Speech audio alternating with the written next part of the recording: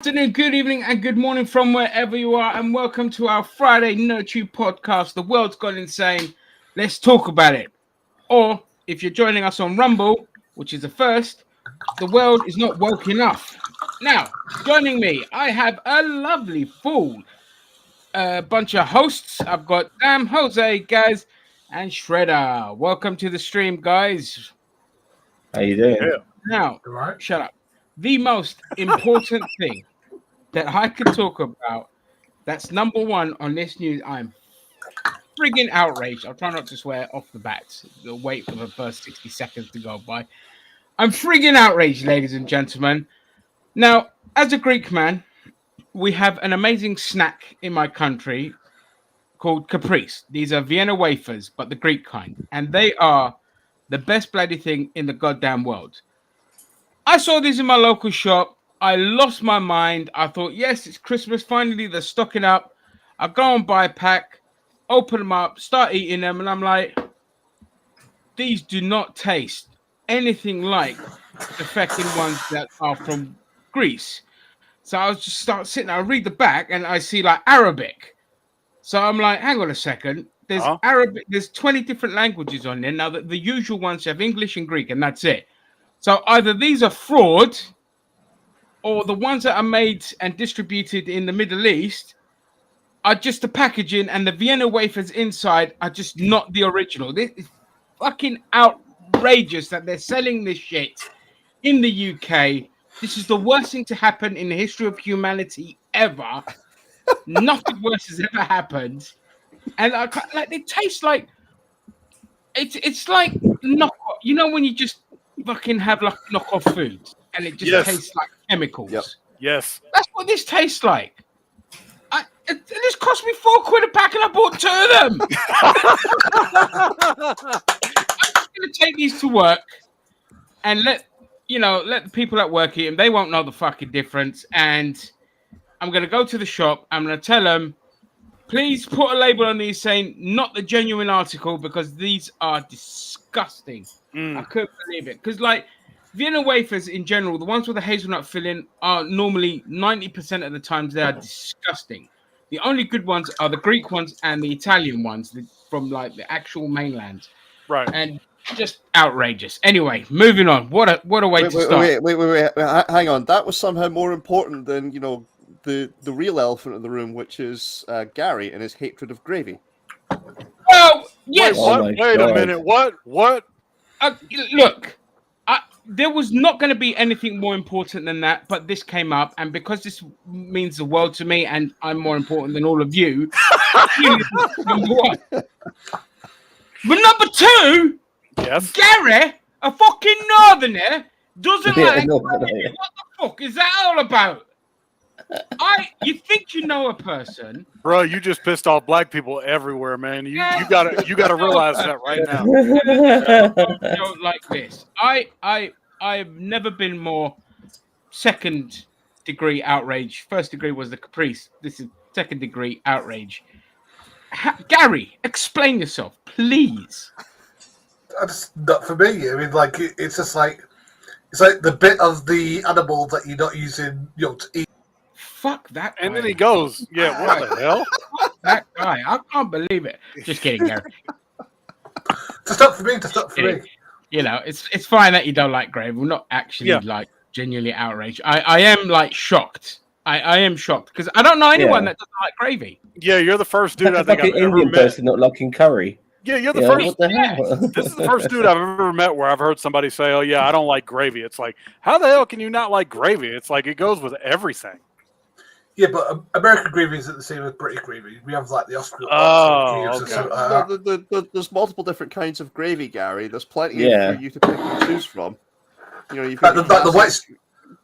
Maybe try the American one with the sausage in there, or try the try the American one. Yeah, phenomenal. Yeah, get that. You'll like it. Sausage it's so easy to make. It's always so easy to make as well. Yeah. Oh my God. What a start, ladies and gentlemen. What a whirlwind of emotions, and we're only 5 minutes in. This is the biggest fuck up since I remember, like, when Twinkies went out of business, and then, like, black people everywhere were like, you got to bring back Twinkies. And then they came back, and black people were like, oh, okay. Oh my God! Hello, 3MR. Yes, sir. You just missed two absolute controversies. Mm-hmm. We can't repeat it. You will have to go back and rewatch it on YouTube, NerdTube. Find it there, Gravygate. because my heart can't take any more of this, and the show's pretty much going to be downhill from here. So, when people say to me, "What did you have on the how fuck is the UK bingo card?" Crumbling schools was not one of those things that I had on my bingo Oh yeah, card. yeah, All yeah. right. So, if you're unfamiliar, in the UK, we've just had to shut 1,000 schools because they contain RAC, which is real aerated concrete. Oh, Cheap shit concrete that basically is garbage and crumbles. And they wait till the last minute to announce it. The schools open on Monday. All these announcements have happened in the last week. They've known about it for 5 years. They've dithered and blamed councils, even though they were waiting on the government on further instruction. And here we are in a world where 1,000 British schools have now closed. okay. So is this like a foundational kind of thing, or like? Yeah, so, What? so basically, Thing.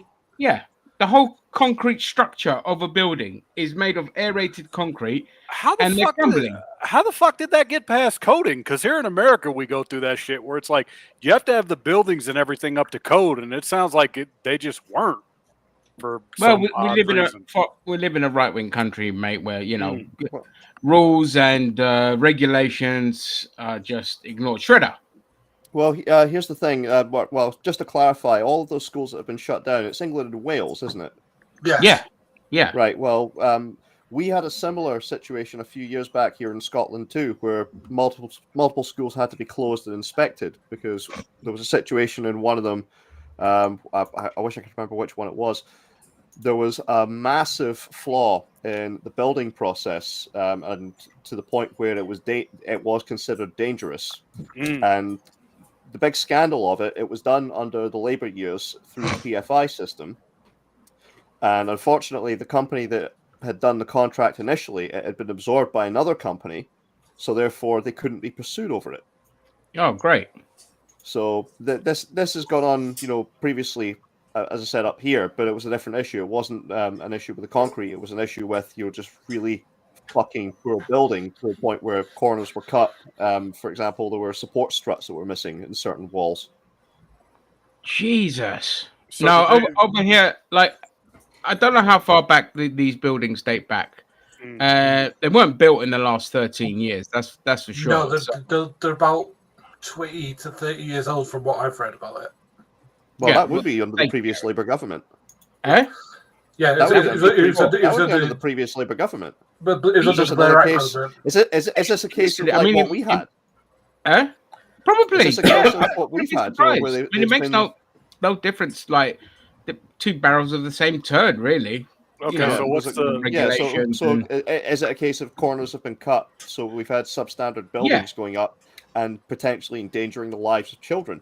Mm. Yeah, last 4 years ago, I think it was a school up in Bolton. The entire staff room roof collapsed, and it happened over the Ooh. weekend. So there was nobody there, thankfully. Yeah. But the whole thing collapsed, and that's when the kind of investigations began. So it's been going on for quite a few years, and it's only lastminute.com that they've decided to shut the schools down, which is nuts. So does that mean they're back to Zoom? I guess for the time being. It's No, like, I yeah, think it's most of the gonna go. schools are off for another week. Who wants to say? Damn. No, they're supposed to come back on Monday. Actually, Was it? They're coming back on yeah, Monday, but yeah. they've been Today, September the relocated 1st. to different like halls and different areas and all of that. Not like I don't think they're gonna rush back to go to Zoom stuff. Yeah, not yet. Trying Anyway. to tofu drag bricks construction. I mean, yeah, pretty much. You know, it's like But typically, when a school does get closed for this kind of reason, from what I've seen in the past, it would be a case of the students are moved to another nearby school or to a college, or in some cases, they just bring in shipping containers or temporary work huts, Oh, okay. and that's that where makes sense. that's where they put the kids in. Yeah. yeah, pretty much. Yeah, they're going to be utilizing. I think over here as well. There's some that are going to be using like churches and mosques and other buildings and halls and all this kind of shit, and temporary stuff will have to go up. And yeah, so you know, UK 2023. That's some crazy shit. All right, baby. So okay, moving on. Sam, wait, you want Ginger. to take? Sorry, what? What you were saying something earlier about being offended. I want to know what it is. You specifically called Well, me you out. have to go back and watch it now. Oh, well, you'll have to go back and watch it now. I'm not gonna. I don't want to keep repeating myself. You'll have to catch the first 5 minutes. I was offended by two things. It was glorious. yeah, Gravygate. yeah, Gravygate and Vienna Wafergate. Absolutely. All right, I'm despicable. going back and watching it. Hold on. You go back and watch it. Right. So, Zam, you want to take the Pick Me story? We're off to America now.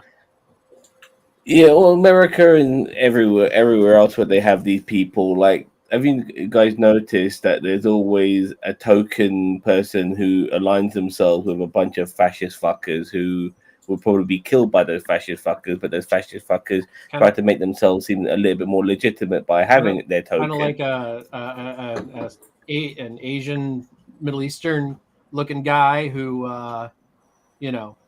joins onto a podcast all the time. I don't know who that'd be because luckily for me, I don't look Middle Eastern whatsoever. Really? But because every time I've been to Middle Eastern countries and I get these motherfuckers going to me, hey Indian man, so I don't look. So I know I don't look fucking Middle Eastern. If you're referring to me, I thought you looked Nothing Middle Eastern. I like know Middle you're East. not Yeah. from the Middle East. I'm just saying you look, because when you came to America, apparently they thought you were Middle Eastern. So no, I'm brown. That's all they need. You know what I mean? Yeah, that's all they need. Again, You it's know? a box, so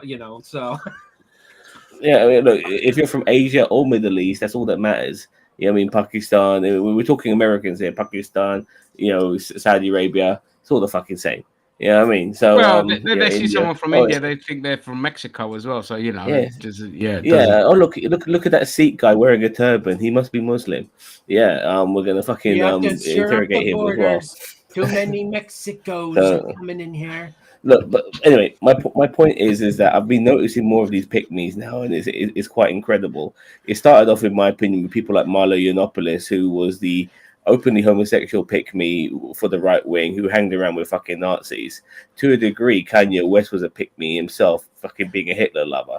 Who would ever have thought that was possibly happening? yeah, People but he's like not the Paul- first. Though. No, I guess not. But still, he is a pick-me regardless, because you have to be fucking crazy to be black and fucking love Hitler. Regardless, we have people like Pearl who's constantly shitting on women all the fucking time, but doesn't live by the standards that she expects women to live by herself.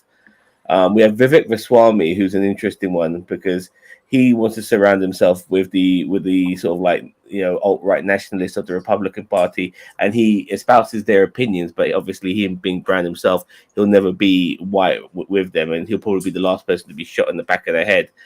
We have people like Blair White and Caitlyn Jenner, who aligns themselves with the Republican Party and the alt-right, even though they despise fucking trans people. I just don't. These pick-me's. I mean, is it the money? Why they're selling out? You got lots of women as well who are part of Money. these pick-me's as well. Who, Agreed. yeah, Money. who align Money, themselves with It's misogynistic mostly men. a grift. Yeah, Yeah, mostly a grift. There is elements of cognitive dissidence as well, or whatever you want to call it. But it's a grift. It's a grift. They know. And do you think it starts off as a grift? No, but you think it starts off as a grift, and then they end up, basically, getting high on their own supply, and they end up being engulfed in all this shit that it becomes who they are. But if Yeah. you look at, for depends on example, who it people, is.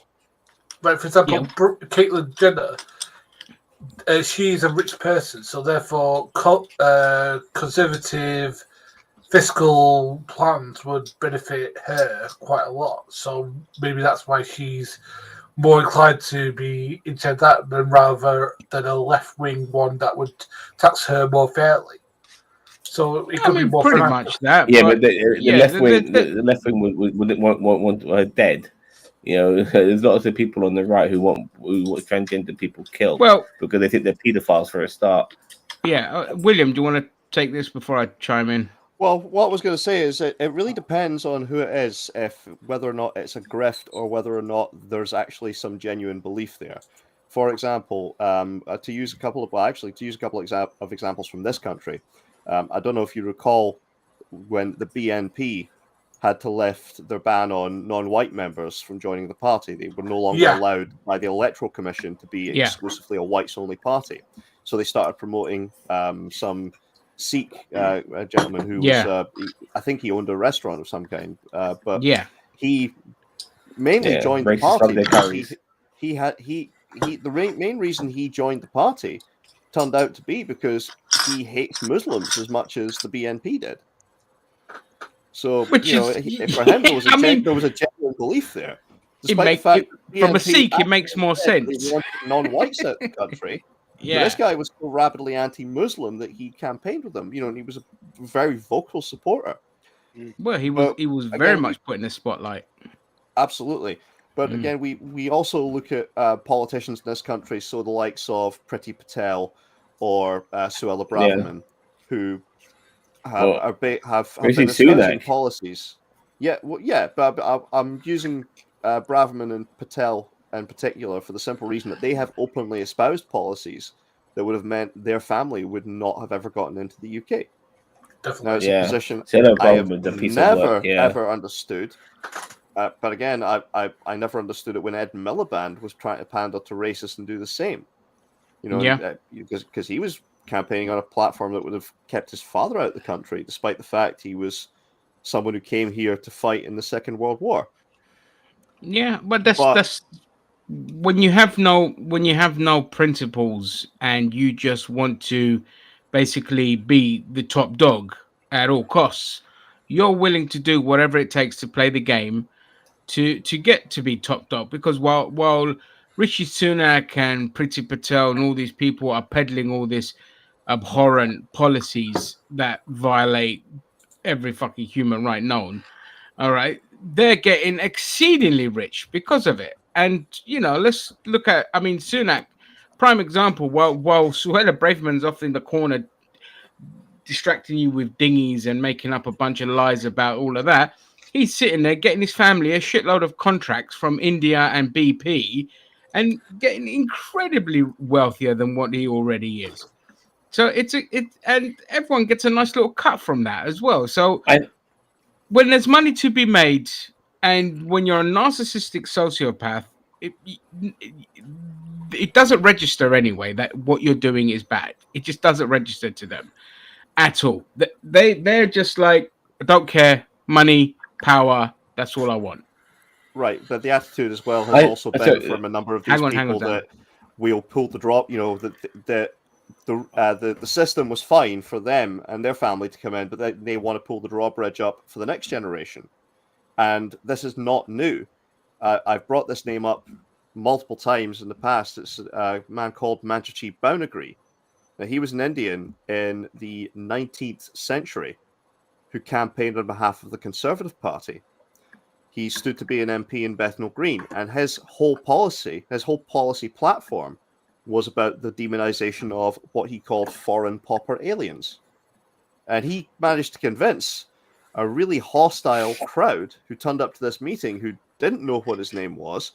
And then they saw, all they had read was the leaflets saying, what is the cause of crime in the area? Foreign pauper aliens. What is the cause of joblessness? Foreign pauper aliens. He shows up, they actually start chanting, alien, alien. But he gives his speech where he talks about how he speaks the Queen's English, he loves Britain, and but he wants to control the quality of people who come in. So this is nothing new. No, it's not new. But again, that person there was there for himself. Oh, No, but Absolutely. I think also there Yeah. are like a lot of these pick-me's just have like the same desires and hatred for everyone else. But they know that they are part of a hatred of being hated themselves, which is why they align themselves with the haters. You know, the enemy of my enemy, or however it goes. I forgot the fucking phrase now. Yeah, no, sorry. No, not the enemy. Keep my friends closer, but keep my friends close, but my enemies closer. That's the phrase I was looking for. And I think in a way that a lot of these times they want to shit on people, they want to fuck people over, they like being horrible. You know, even though they might be gay, they might be black, they might be fucking Indian, they might be transgendered. You know, what I mean, they might be a woman, whatever, but they want to shit on people so fucking badly that they will allow themselves to be the pick me. And if it then means them that you know that if the you know the powers of evil end up reigning over the world, that they will be the very last people to be shot in the fucking back of the head, and they'll fucking take that happily as long as they shit on everyone else first. That's how I see it as well, in my opinion. Yeah, Dave yeah. Rubin They would wanna be a shit on prime people. example of that. Dave Rubin is the prime example of that. Yeah. In the sense Yeah, that Dave Rubin. you Yeah, look- Dave Rubin's you in look there at as him, well. you know, Yeah. the fact is, you know, he's had children through surrogacy, and yet, you know, he's openly associating with people who wish him dead. Yeah, Yeah. and he could and Yeah. he was outraged and he was shocked when people turned on him when he decided to do that, and he did a whole show on it, and it's just like, well, yeah, dude, I mean, but again, like with what Zam said, a lot of those people are the grifters. They are the grifters. You get some that are sadistic weirdos who one get off on being the oppressed minority and then want to deflect onto said oppressed minority. But a lot of those types are they're just in it for the money because they have no discerning talents or anything else to. And Candace Well, Owens, another one, by the way. yeah, you know, like the hosts and all of Yeah. that. The rich people, they don't give a shit. They just want their tax cuts. And a lot of them times, like Caitlyn Jenner, you know, she has complained a lot about the GOP stance on trans people, and they just look at it like, shut the fuck up. What did you expect? Yeah, Kind know of your thing. know your place. You want Yeah. you want your tax cuts. So Cheeto. I deal a lot with this with like corporate disassociation. Like it's kind of the same thing.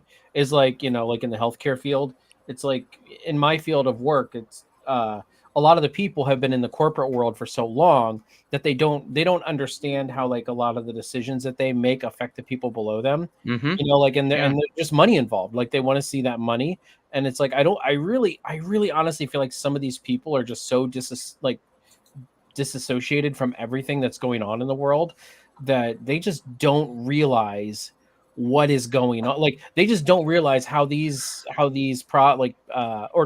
it's not they don't realize, they don't care how these, because it's not in front of them every day, how these decisions affect the people that, you know, like the whole lives of other people. Yep.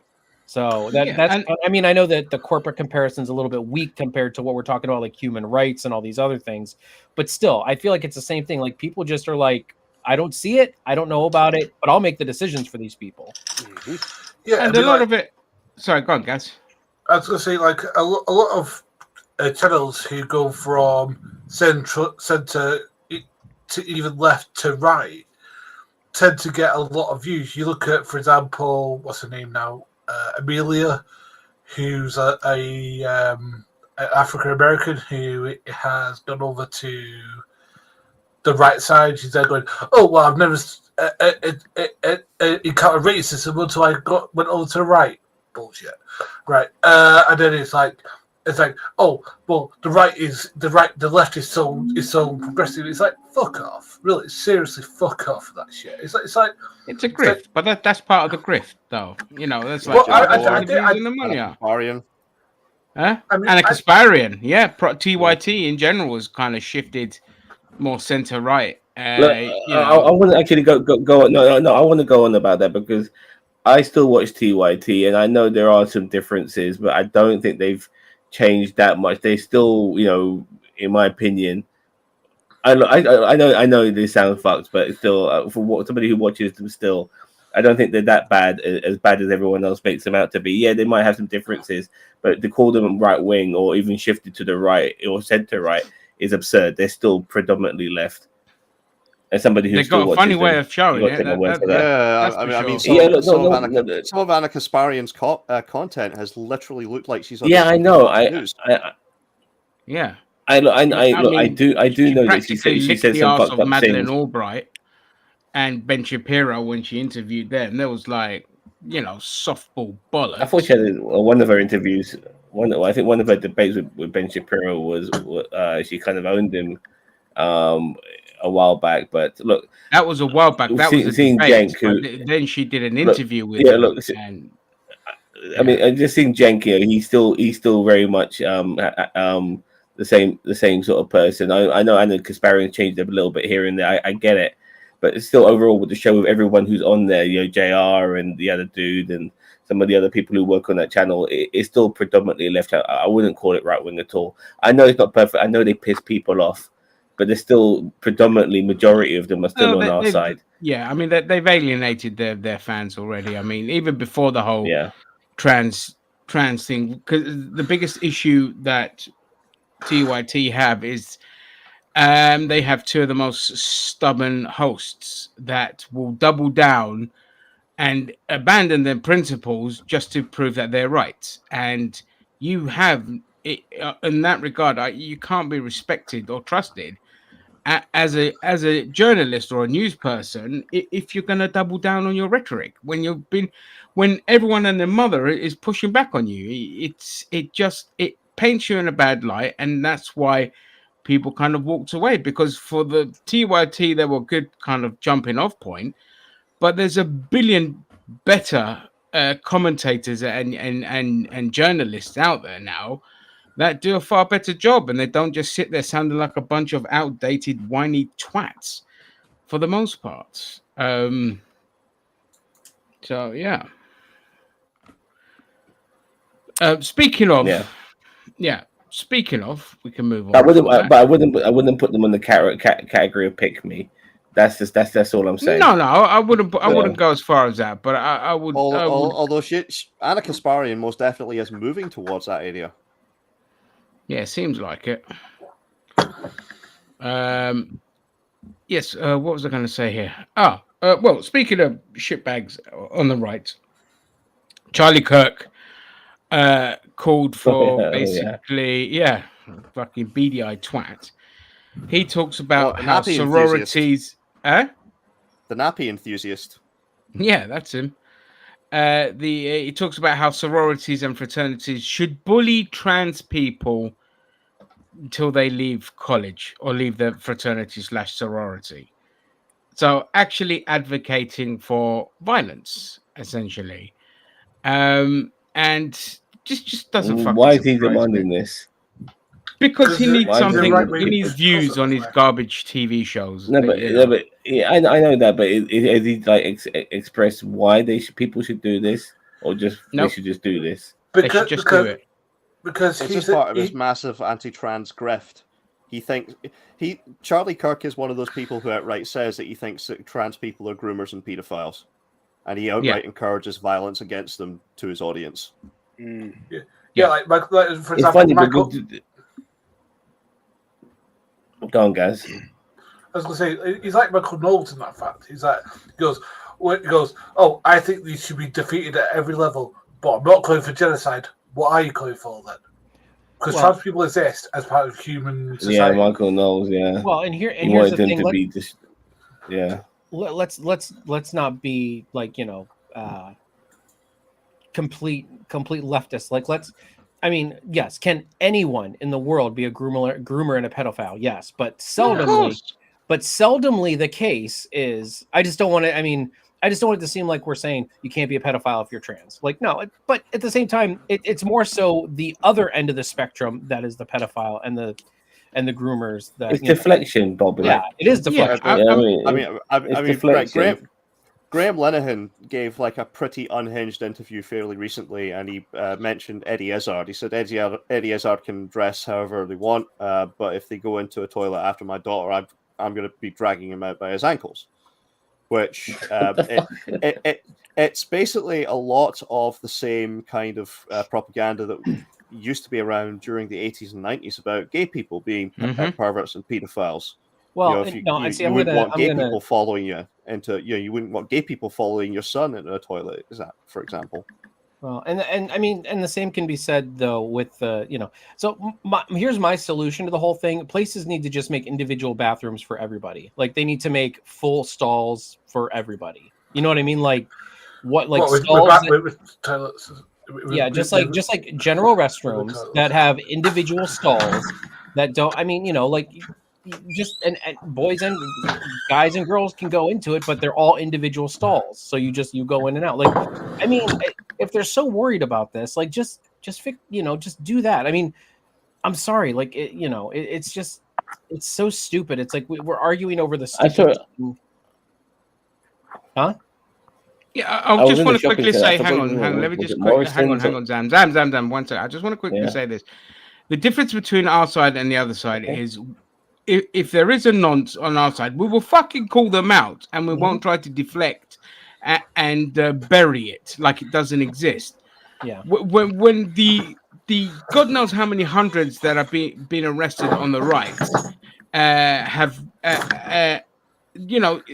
nobody on their side calls them out. They just bury it. They don't say anything, and there's a lot of whataboutism and deflection. I'm like, okay, give me any evidence. Give me evidence. Yeah. And they don't have any evidence. They just make baseless accusations, and you're like, that's the fundamental difference. Is we're principled enough to say no, this person's a wrong and they deserve the full justice of the law. It's as simple as that. Mm-hmm.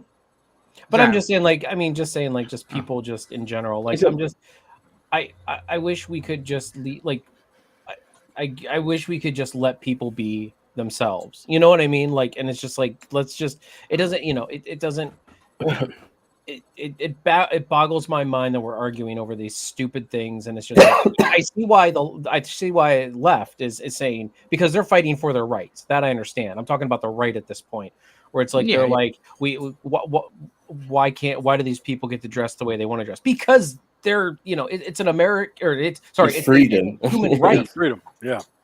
It's a human right. Freedom. I mean, you go on about freedom all the time. Yeah, because I just want to say, sorry, guys. On your particular point, I actually was in the shopping center. I think it was like a Morrison's or Asda or something like that, and I saw a transgendered bathroom. That was the first time I saw a transgendered bathroom, which was, I mean, it made me happy, and at the same time, I thought, wow, that's amazing. Actually, I think that's a step in the wrong direction. As I said, we just need to have everything together and just make individual stalls. Why are we segregating? But it's not segregating. It's just stopping the. It is a little bit. It's kind of like, look. All I'm saying is that I felt that there was some sort of thought for them, So, but nevertheless, I can understand your point as well. I mean, either way, I have no problem what fucking bathroom they use. I've actually gone into a woman's bathroom because the men's bathroom was out of order, and I was bursting for a piss, and I didn't give a shit. I walked straight in there. I told them, I'm sorry, love. The fucking men's toilet is fucking out of order, and I'm taking my piss right here. So that's what I fucking did, So regardless, on your point, Ginger, remember the transgender girl who transgender boy who went around that school and shot the shit out of everyone. Mass shooting done by a transgender person. Everyone it was on the left condemned that person. There wasn't. They all condemned that person. Yep. But the right finally had somebody they can latch onto and hate because they were transgendered. Because prior to that and after that, by the way, most of the fucking people who would be doing all these mass shootings are fucking right wingers. A lot of them are Trump supporters. But this is the one person they fucking latch onto because finally they got somebody who they genuinely hate doing something heinous, and they've fucking been latching onto that for a fucking long time. But that's what they do with that's what they do when it comes to every situation. So if one Muslim post 9/11 carries out a terrorist attack, they latch onto that and say, "Look, they're all out to kill us." If one black person commits a crime, they latch onto that and say, well, look, this is the entire black race who's responsible for it. It's much like on to Cheeto's previous point. I mean, the fact is, it's easy to peddle bigotry and hate against groups rather than tolerance and understanding, particularly when it's something new that that previous generations have never had to deal with. So I mean, I like, for example, I mean, but we don't even need to look that far back when the whole issue of gay marriage finally came to the forefront. What was the way the right sold it? They sold it as somehow allowing gay people to marry was going to erode the rights of everybody else, which just wasn't true. Yeah. Listen, we also hear it with BLM. Also, I mean, BLM, they're asking for equality. How do the far right sell that? Oh, they're trying to take away your rights. They're trying to make you subservient. Well, that's what they do. Anything fucking shot by the police. Anything that threatens the status quo, they're always going to find a way to be the victims or twist it to make themselves out to be the victims. And it's not like, it's like they always say, the American people this. And it's just like, what you mean to say is the corporate interests are concerned that this will affect profit, but we'll twist it in a way that puts you, we put all the fear and propaganda into you so that you can react accordingly to our best wishes that protects said profits and all this. And I got a question here from TLD. I suggested get rid of urinals or put the urinals in each stall along with the toilet. Yes, get rid of urinals. Just have loads of stalls, and then no one gives it. Because to be honest with you, no one really gives a shit who goes into their toilets. Urinals actually good for space. By the way, sometimes it's a space method. I mean, honestly, it's nothing to do. Because sometimes a lot more urinals. Put a whole shit ton of them. Yeah. It's easier plumbing and stuff like that. I just want to. I really need to get the point out. So I really need to get the point out, because if I was in America, I wouldn't be worried about fucking Muhammad, or Jose crossing the border. I'll be more worried about fucking Cletus, because those are the fucking people you need to be fucking worried about, because they tend to be the motherfuckers who have the entitlement and feel they can fucking do anything they want and get away with anything they fucking want. So those. No, Cletus. It's Cletus, a new breed. Fucking Billy Bob, fucking. What is Cletus? It's a black hillbilly. Exactly. All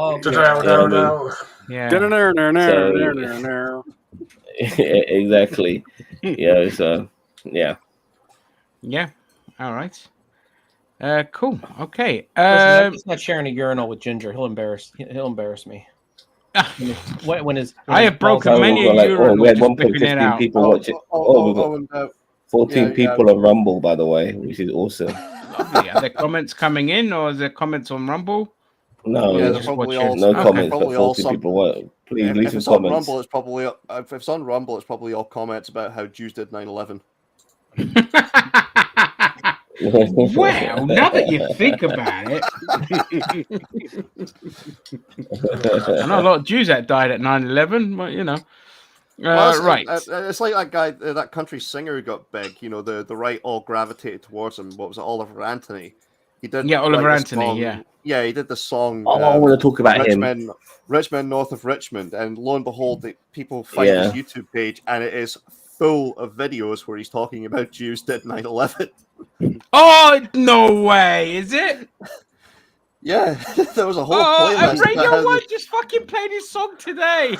There was a whole playlist that he had on his YouTube page. I don't know if it was videos he made or if it was videos he was just sharing, but he had a whole playlist about how Jews did 9/11.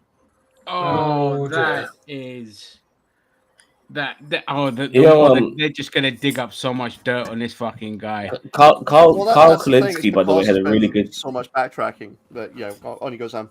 Yeah, go on, Sam. No, Carl Kolinsky had a really good take on Oliver Anthony, because he does say some things in his songs that obviously appeal to the left, and there's a lot of things in the song that he appeals to the right. But once he came out, he was actually saying that he was making fun, or he was actually targeting the very people who were at the Republican convention. He used this song, but what Carl Kolinsky came up with was that he is a poor person from suburban areas, from rural areas, and that he believes that they have a very different opinion on poor people from urban areas, which is why they feel that they're fat people on welfare and stuff like that. Yeah. He just doesn't know he just doesn't know any better. So sometimes the poor people from the rural think that the poor people from the urban are welfare queens, which is not necessarily the case. The ones in the kind of red states don't get the same kind of welfare they're fucking red states. benefit systems that they do, say, in the blue states, for example. So there's that kind of resentment. I think I'm not American, but if I had to guess, that might be it. But yeah, I mean, with Oliver Anthony, I mean, that's just shocking. That's not shocking. I didn't actually know that. Actually, but it is kind of shocking because I didn't know about the Jews. The Jews did 9/11 thing. He got big, basically being pushed by a whole bunch of alt-right channels. So again, people like Charlie Kirk were pushing him, Ben Shapiro, Steven Crowder was another one because pushing him. They latched onto the one line about the welfare queens and all this kind of shit. And the rich men north of Richmond thing flew over a lot of their heads, which I found hilarious. And then they're kind of, oh yeah, no, actually, this is a great song. They're like, it's about you. I'm taking the piss out of you. I'm not praising you. Wait.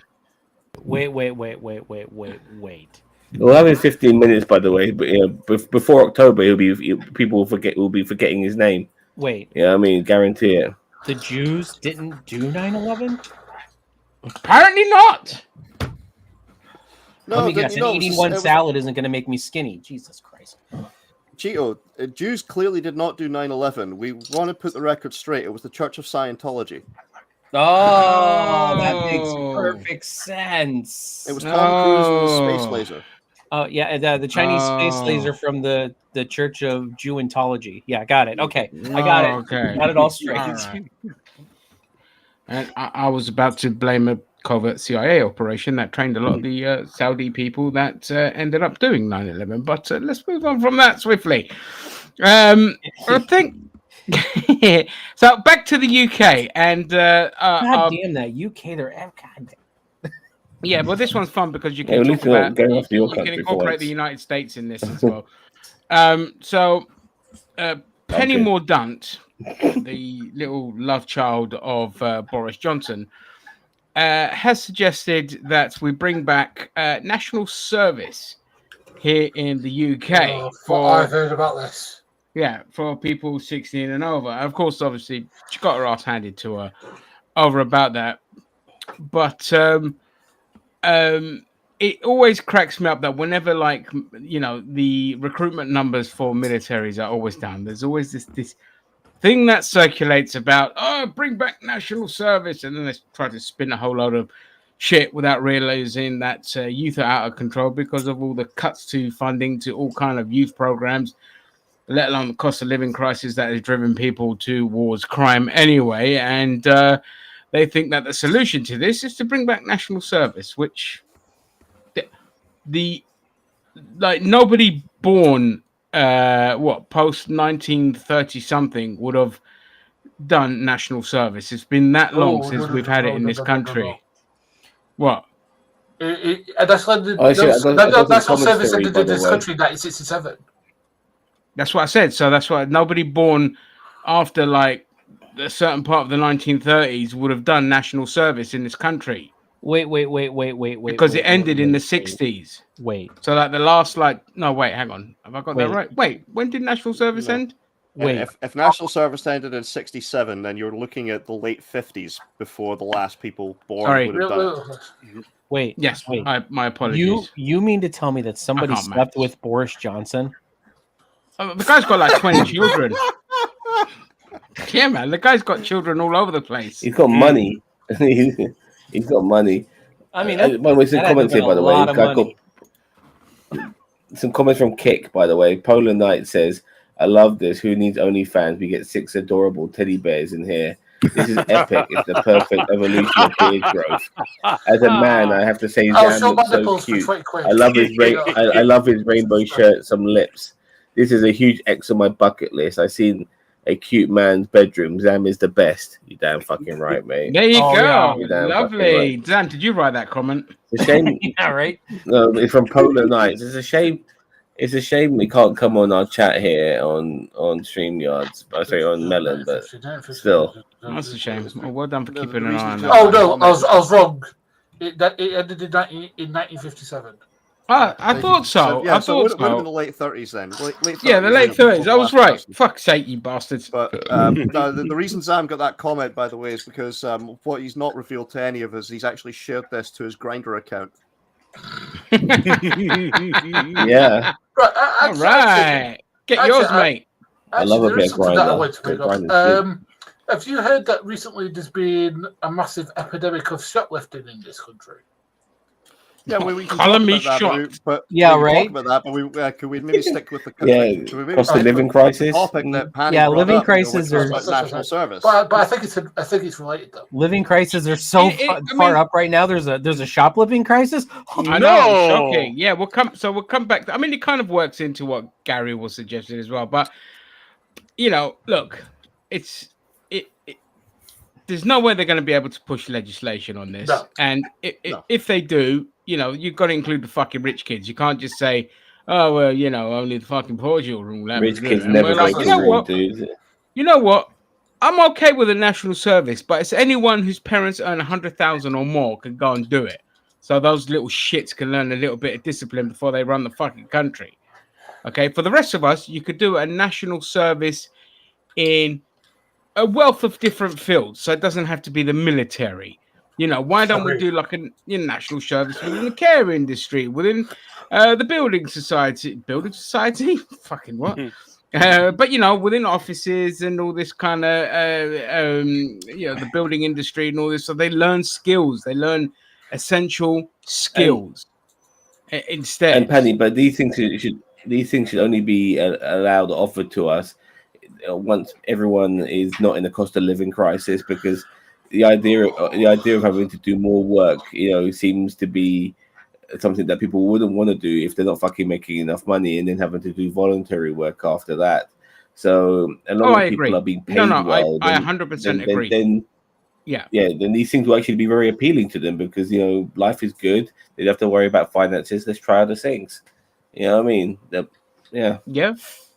So- The thing is, William. the whole thing about calling for national service, it's red meat to a bunch of the Gammon constituency. People who have they have a fetish for World War II, but have never served a day in the military in their life. Now, I'll confess, I've never served a day. I've never served a day in the military myself either, but I don't have a fetish for the Second World War. But the problem, right? The military would probably object to this for the simple reason that you're better off with a professional army, people who actually want to be there and do the job, than a bunch of people, who are effectively conscripted. It's one of the issues Russia's got with their war effort right now. In the Ukraine. Now, Ukraine, conscription was mandatory because they're having to defend their borders. But in case of Russia, it's a conscript army. There's not a lot of people who want to be there, and they've got the big issue, the same that America had during the draft, of a lot of rich people just avoiding it altogether. The other thing to consider, though, is the big reason that the military in this country have not been able to retain their numbers is that the conditions have been absolute shit. The army, for example, have not had a pay rise, and what I think last I checked, I think it's close to about 14 years.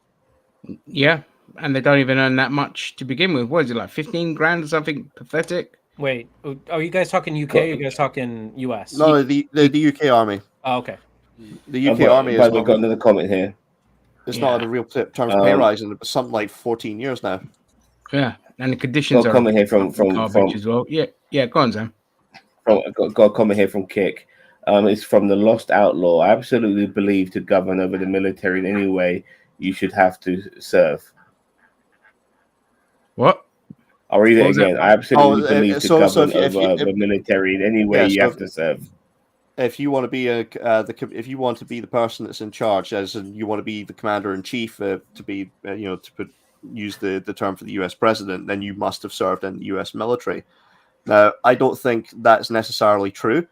There's No. plenty of times. There's plenty of good leaders, who have been able to operate in peacetime, and the military has only ever been deployed for peacekeeping missions. Like, for example, Jimmy Carter is probably one of the better presidents the United States had.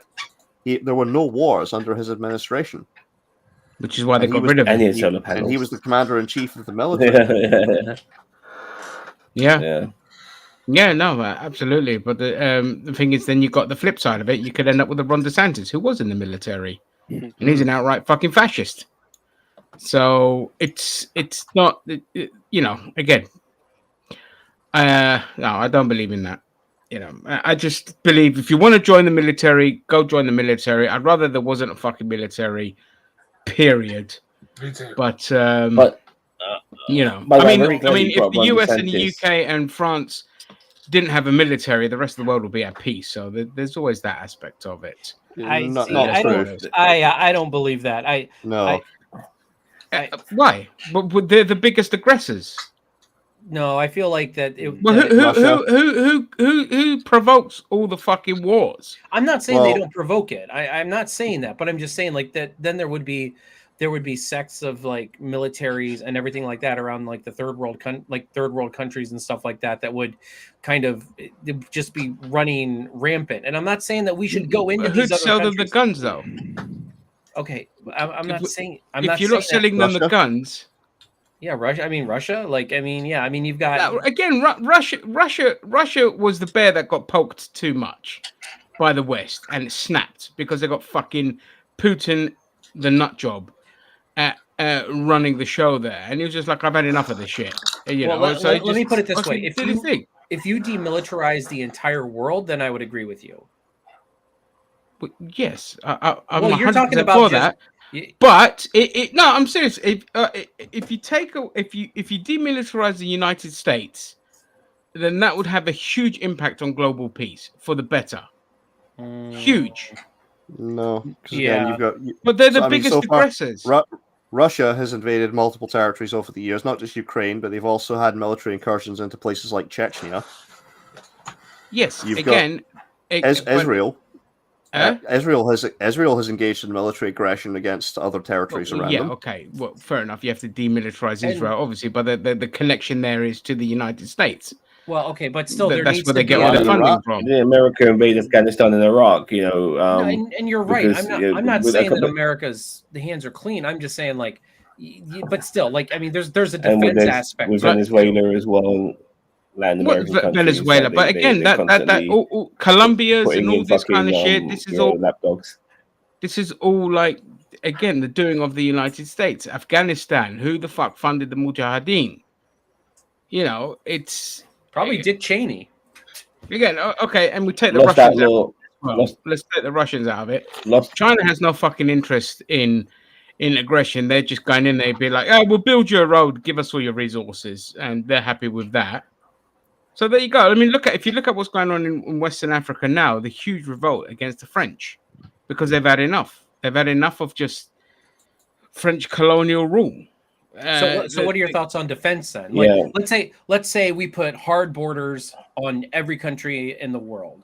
Like you cannot have military outside of your own country. There are force fields all around the world, around all of these different countries, but you are allowed to defend. Like you're allowed to build up your defenses on the inside.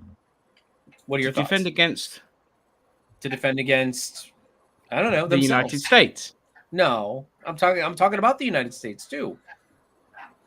But the United States, the only people that will attack the United States is the United States, I don't. which is exactly what they've done. If They bombed Philadelphia. That- The I insurrection as feel well, like I but- feel like if the United States, and I'm saying this about the UK, France, Spain, China, if they didn't have a strong military, and I'm not even arguing the fact, we need to have like as much money as we do in defense. No, we overspend so much on military and defense. It's not even funny. Don't get me wrong.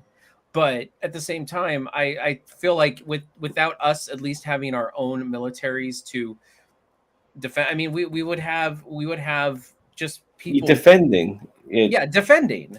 Defending is you- defending No, is one you- thing. you- Military should be You'd not be for fine. offense. Defending Trust is me, one. you'd be fine. Like, just, you know, you've got your Second Amendment as a citizen, you'll be all right. You know, just pew pew anyone that looks a different shade of white to you, and you'll be fine. Okay. So Look, we're Lost off the Outlaw said rails. Got it. it would Okay. open up the US. Obviously, it's a So bit it would open up the simplistic US the to way I possible say it, invasions. but I'm just saying, you know, the three biggest aggressors in the world are I'm not disagreeing with you on that. yeah, Fact. As France, I said, the I'm United not. States, and the UK. But who's to Ru- say Russia- that all of a sudden one day, you know, Japan or China, like they decide, hey, we're just going to go and we're going to take over, you know, like California, you know, like. But it's not of benefit to them. It's not of benefit to them. I mean, that age. Japan is an island and it's running out of room. If they want to expand their culture, like off that island, you know, I mean, you know, and they decide to go to California instead of going to the West. Like, and we like, hey, America has no defenses. Let's just go to. It's kind of like Russia and Ukraine. It's like Russia has a superior military to the Ukraine. So, and Russia's just like, I'm going again. You see, your default position is that other countries will be as aggressive as the United States, France, and the UK are. But they're Are just you honestly not. suggesting that? Are you honestly suggesting that if there was no military from the UK, the United States, France, basically NATO, that Russia would not be aggressive and an expansionist? No, it wouldn't. Not after the fall of think communism. Japan would too. I think Japan would. Not after the fall of communism. It just became a fucking mafia state after that. And the kind of pact of aggression that they've fallen in is because of provocation from the United States. What do mafia gangsters do? They take over each other's territories by getting rid of other mob bosses. Like, I mean, listen, I come from the Hungarian mafia family. Yeah, but that's crime. That's crime. Okay, that's not a military thing. And you want to get military in on with the mafia, then that's up to you. But I mean, what is crime other than states attacking other states? It's just on a grander scale, like states, you know, countries attacking other countries.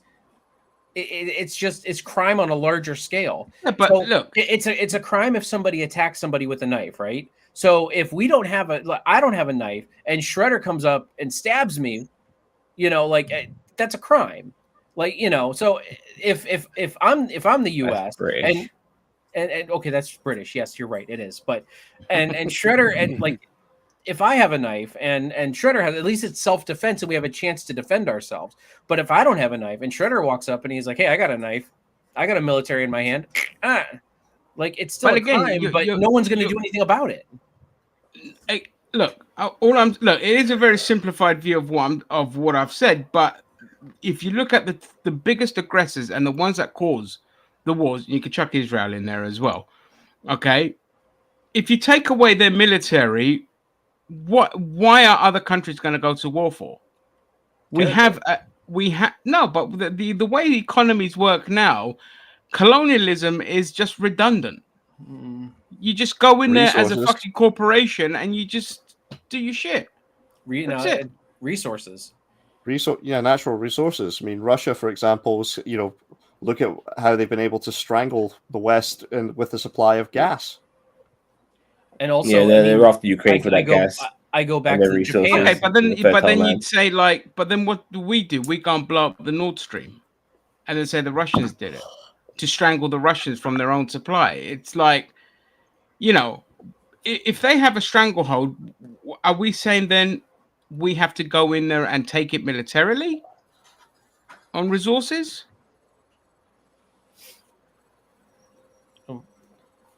No, you want a military there. No, you want a military present though, so that, you know, it's there as a deterrent.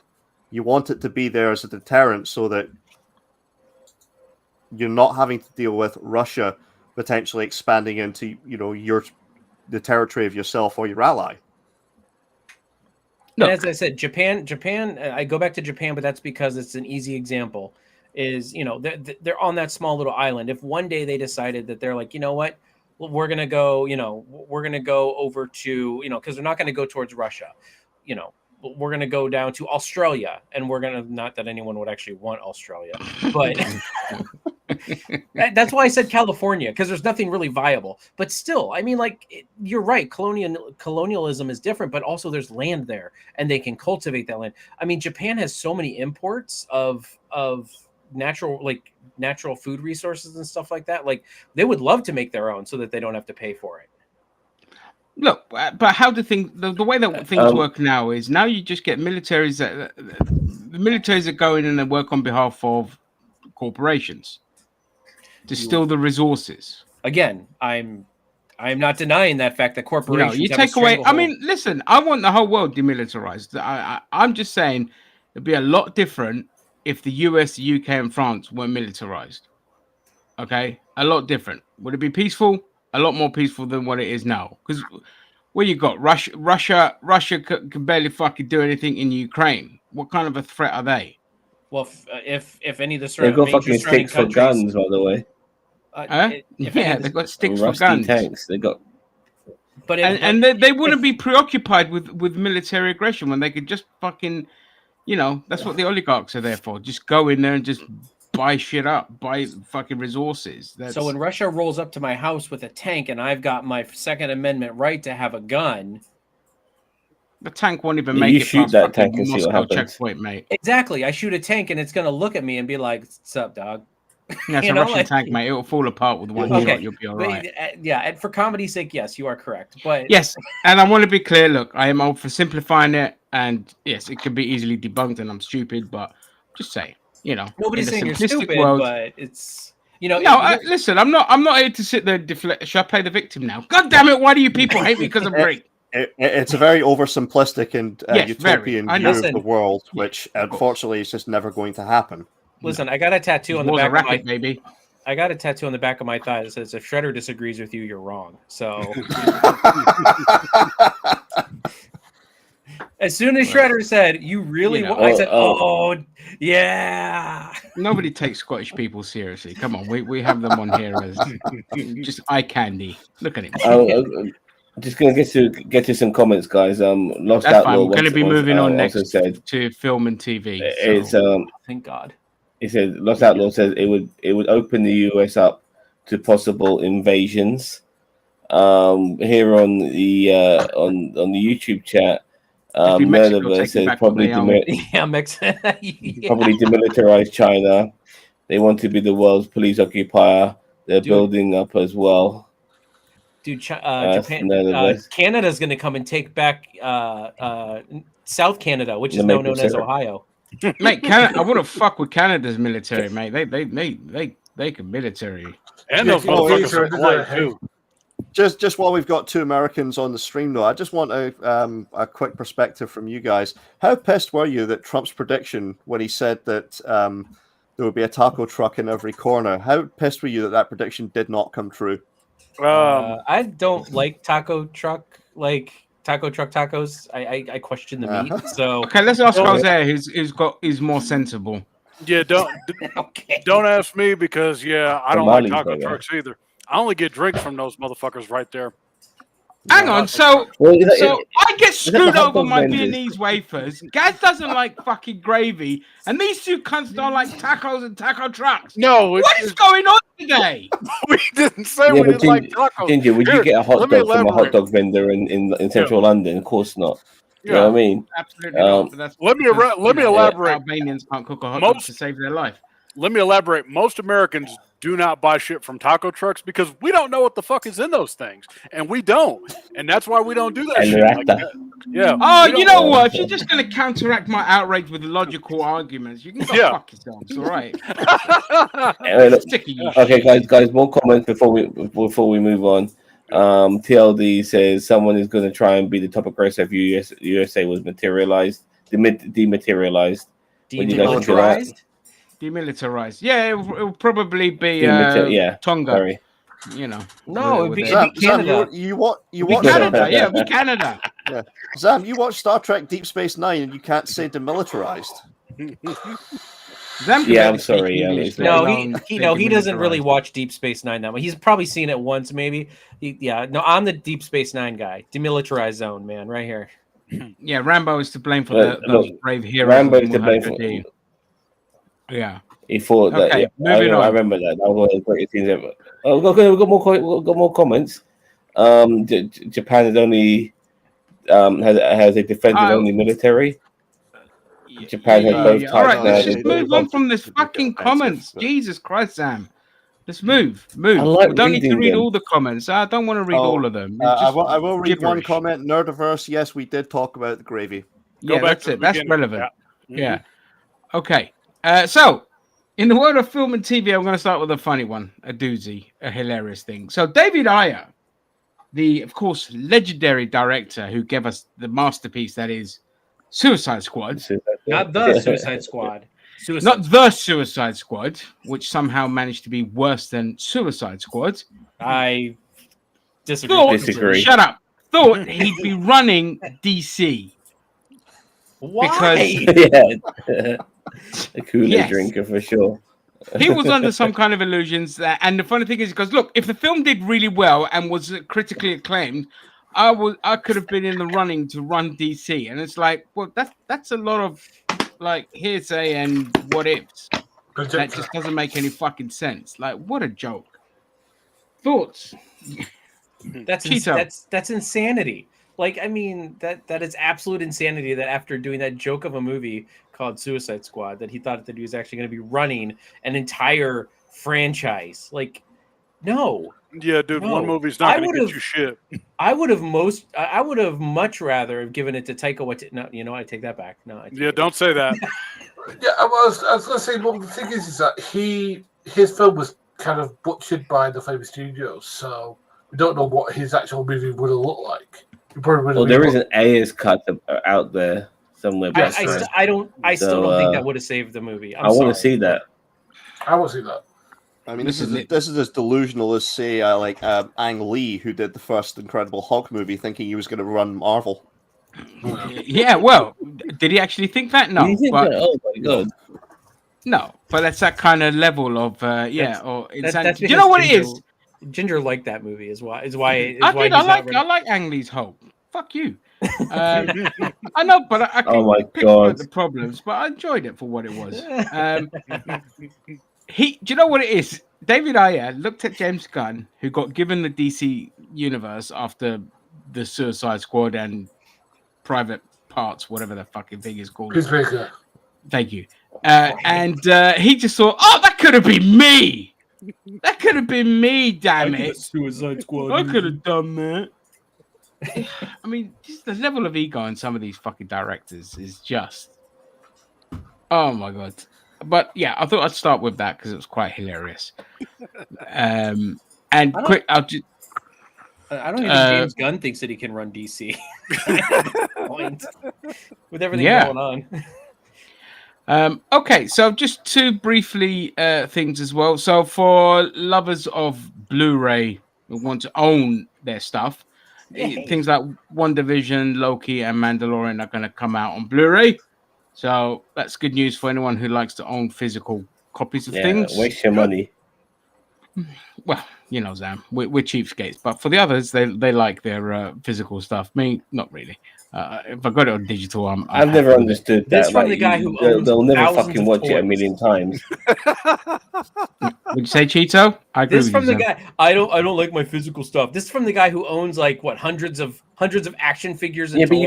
you could That's yeah, different. but you can admire No, them. that's You- different. You can see No, them. you- You can admire them. No, You and don't I'll tell you admire a why it's fucking different. fist. I number one is I've got something to physically hold and play with, and that's enough about my penis. But number two is with digital is I've got everything in one place, Then and why I can don't you just do click NFTs? and it comes up. I Why don't don't you have just to. NFTs? Huh? Why don't you just do NFTs then? I can't fucking watch an NFT. That's I might as well just look at bloody porn. No, JPEG. I'm talking about your toys. How dare you? How dare I'm you? just There's saying, a fundamental why do you difference. have Look, to- for me, Why do you look, have to for own me, it? it's about the convenience of it. Okay, I've always been like that. The fact that I can have all my films and TVs on one place, click on it, watch it.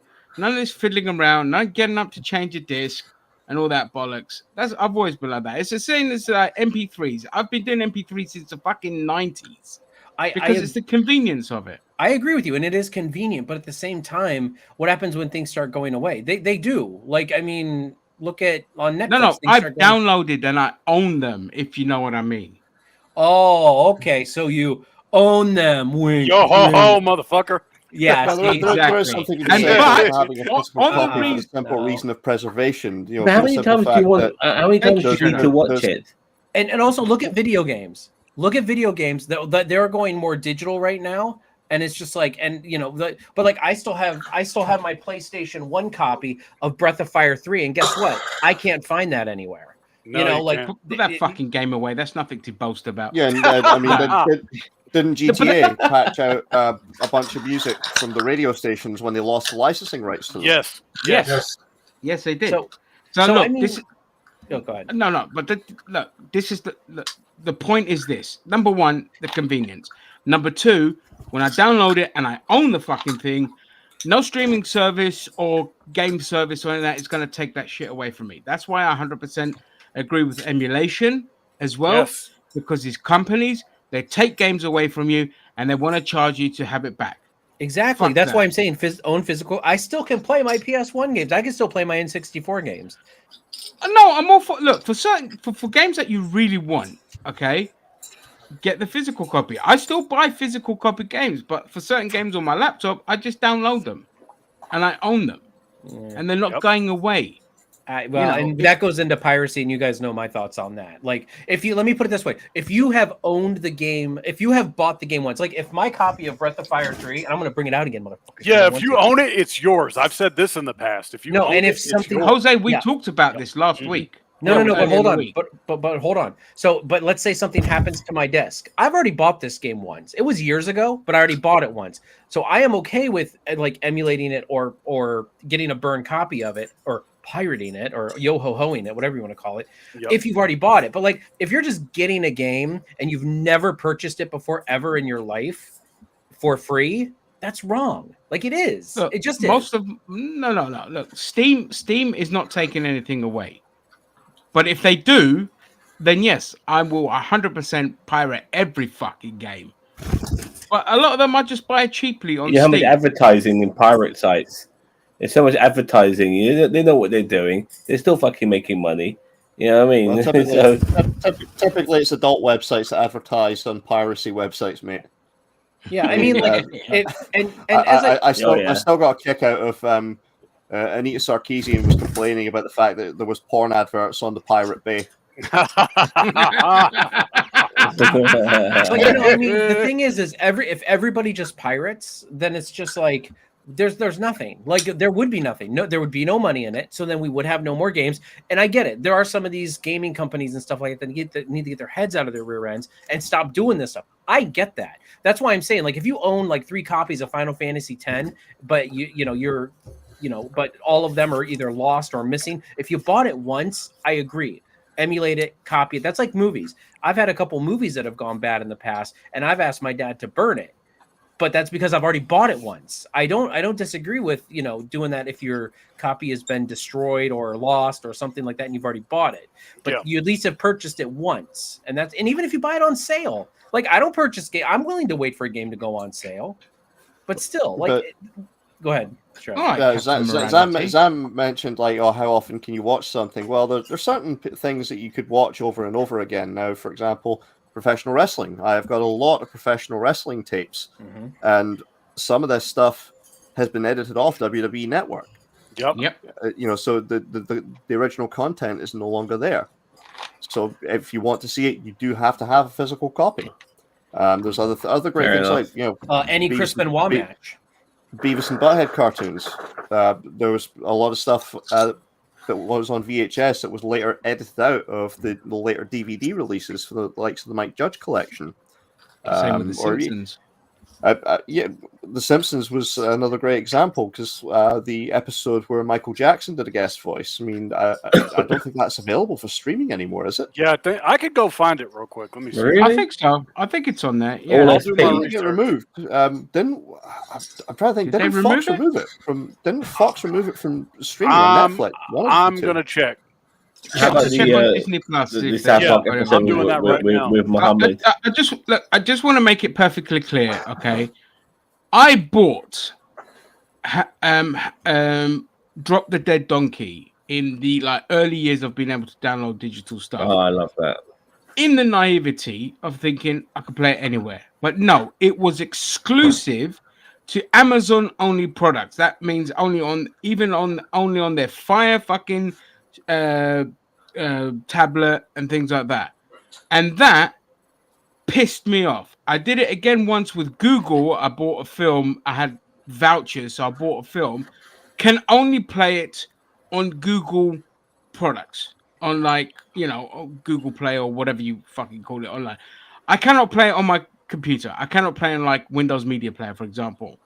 And that pissed me off to the point of saying, okay, fine.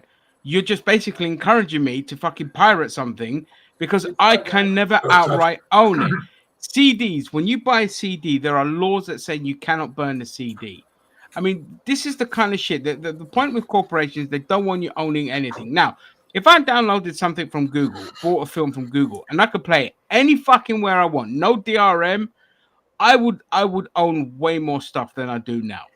And I don't disagree with you on that fact, Ginger. If everything, I feel like if you buy one thing from the product owner, whether it's through a store or whatnot, I feel like you should be able to watch it, play it, do whatever you whatever with it. I agree with you on that 100%. Yeah, it's yours, you own it. Yeah, and on that reason, but I don't want like, and the other thing is about space as well. Like, I don't want 50 million fucking Blu-rays and DVDs taking up space everywhere. I just got rid of a shitload that I ended up ripping onto digital. Okay, so these are the physical copies that I owned. I no longer own the physical copy. I ripped a lot of them off, and now I have them permanently on my computer. And the reason I did that is because, like, to purchase Drop the Dead Donkey, it cost me £3 for Series 1. Okay? £3 is nothing. I'd happily part with my money for an entire series. But the fact that I can't play it anywhere except for Amazon products, and then tomorrow, what happens if Amazon shut down or they took it away? I'm fucked. So this is why I ended up where I ended up. I tried to do the normal nice guy stuff to begin with. Not all the time. Let's not fucking lie. But that just pissed me off to no end. And I don't want DVDs and Blu-rays clogging up my my fucking cupboards, to be honest. And that's why I am where I am. It's not perfect, but I can officially confirm Stark Raving Dad is removed.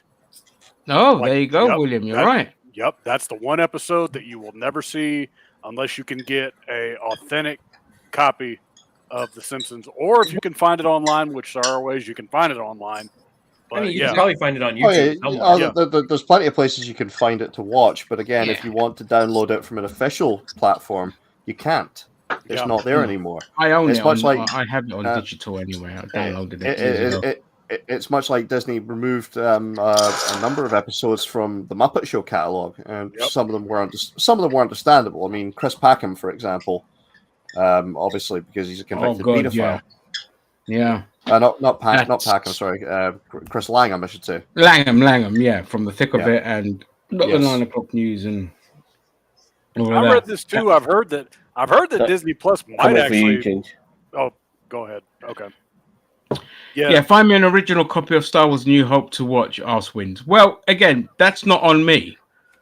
You know, you're not going to find an original copy because of the legal disputes between, I think, George Lucas and his fucking wife. Yeah. So, you know. I'd have to see if my dad still has it. He had one of the original copies. I think. Yeah, I think he had one of the original. Was it VHS back then? Like one of the original VHS copies of A New Hope. Can you can't even get? Can you get the originals on DVD? No, it's just special editions, isn't it? No, it is special editions. I mean, you really see how dated that film is when you watch the original copy. I'm really trying. I'm trying to think. I think there was a Blu-ray edition that did release the original at one point. I know it's been released. The original has been released on Laserdisc, and I think it was released on VHS. Yeah, I know the originals, VHS and Laserdisc, but I don't think they've ever done them on DVD and Blu-ray. I'd have to look. I don't. Well, and I know, as I said, no, I'm talking. My dad has the original, like back when they first came out on VHS. Yeah, we still got the original VHS as well. Yeah, chewed to shit, but we still have. Boss Man's doing a dance. Yep. All right, Boss Man. So yeah, There again, clicks for Grinder.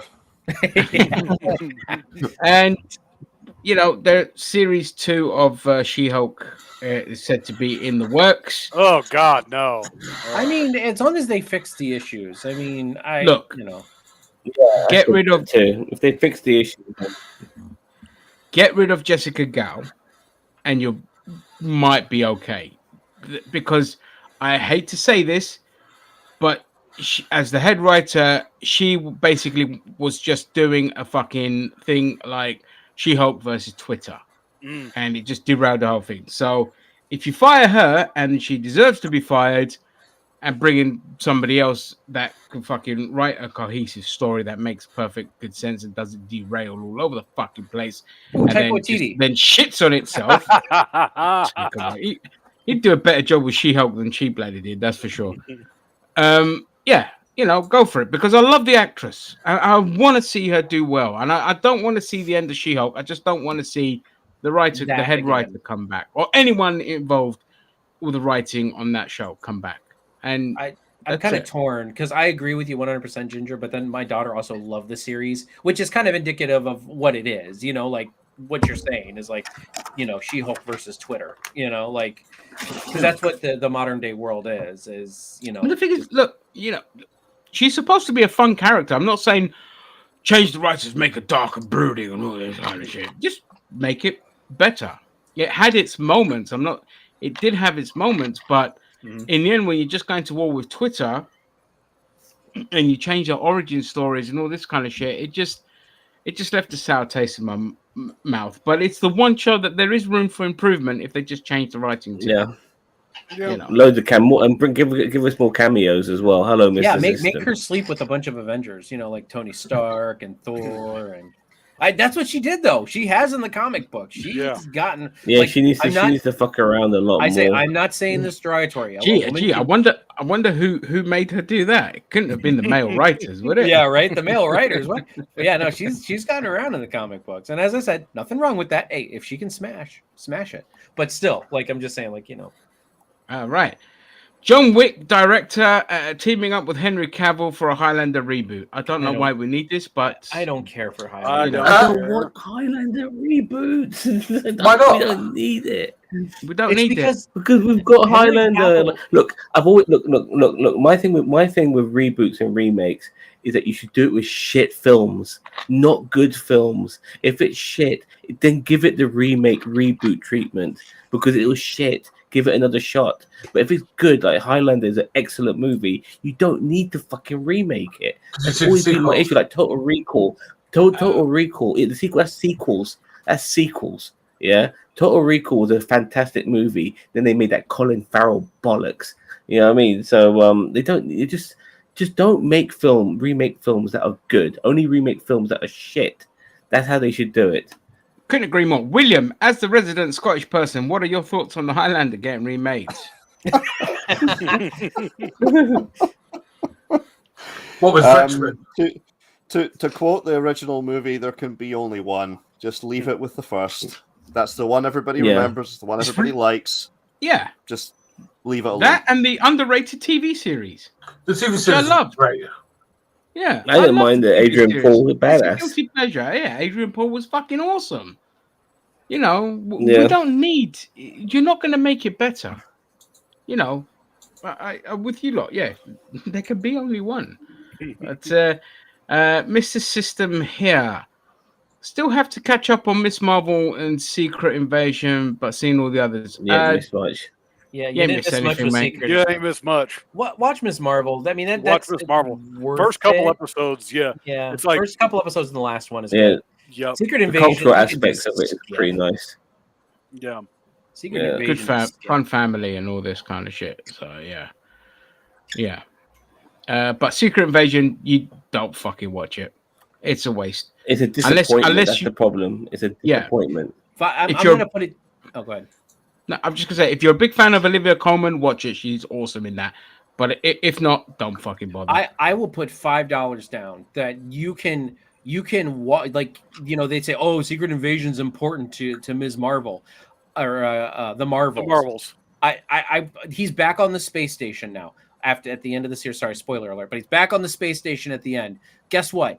I bet you $5 if we could go into the Marvels not seeing Secret Invasion, and it's not going to freaking matter except for one throw-off reference talking about something that happened on Earth. That's it. That's exactly it. Yep, that's all it is. Yep. There's That's no all. tie-in. Yeah, there's he was on the secret. He was on the space station at the end of Far From Home, and so it doesn't mean shit. If you never saw Secret Invasion, you would still think he's still on the fucking space station. So who gives a fuck? Secret Invasion will have no bearing on the Marvels at all. I guarantee you. I couldn't agree more. So, moving on to wrestling. Finally, And okay, thank God.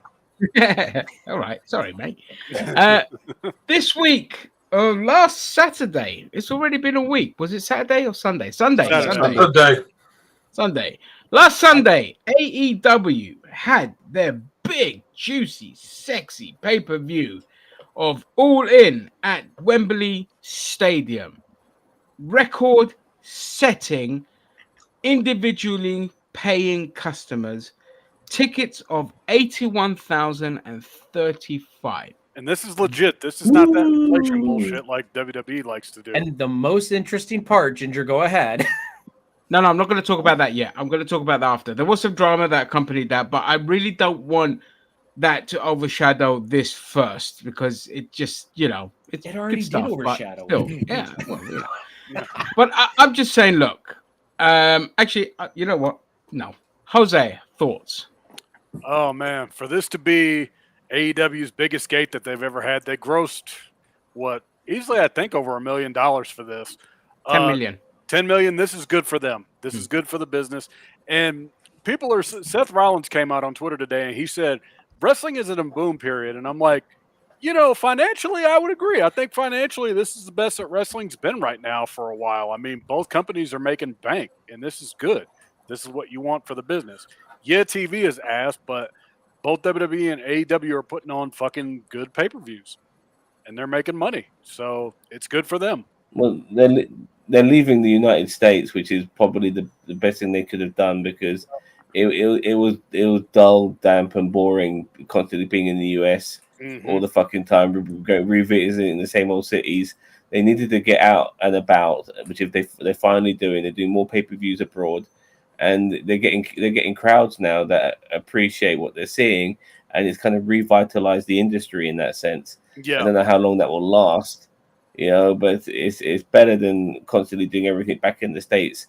These are brands that are appreciated around the world, and you're going to get gates like Wembley if they leave home for sure. Yeah, now WWE, I guarantee, is going to be in a pissing contest with AEW. Like, oh, we're going to outdo you motherfuckers by bringing WrestleMania here, because I guarantee you that's what they're thinking about right damn now. Before this decade is over, by the time we get to WrestleMania 50, we will have a WrestleMania in London. Mark my words. Before I go before to William, WrestleMania 50, I think 42 probably.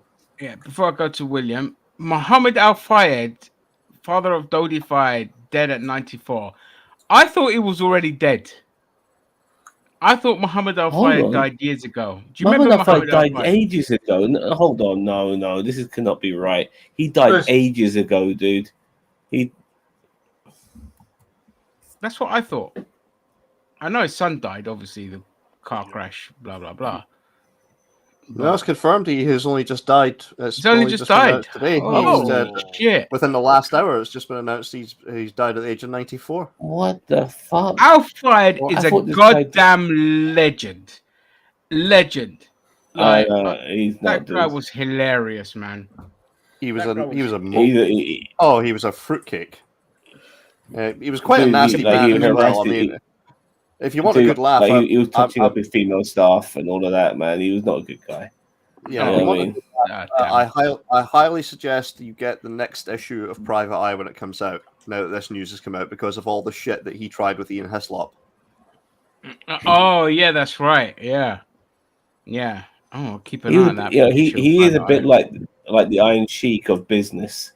Yeah, I mean, he's he's a bit like that. Character. Let me tell you one. Let me tell you what. Go on, Zam.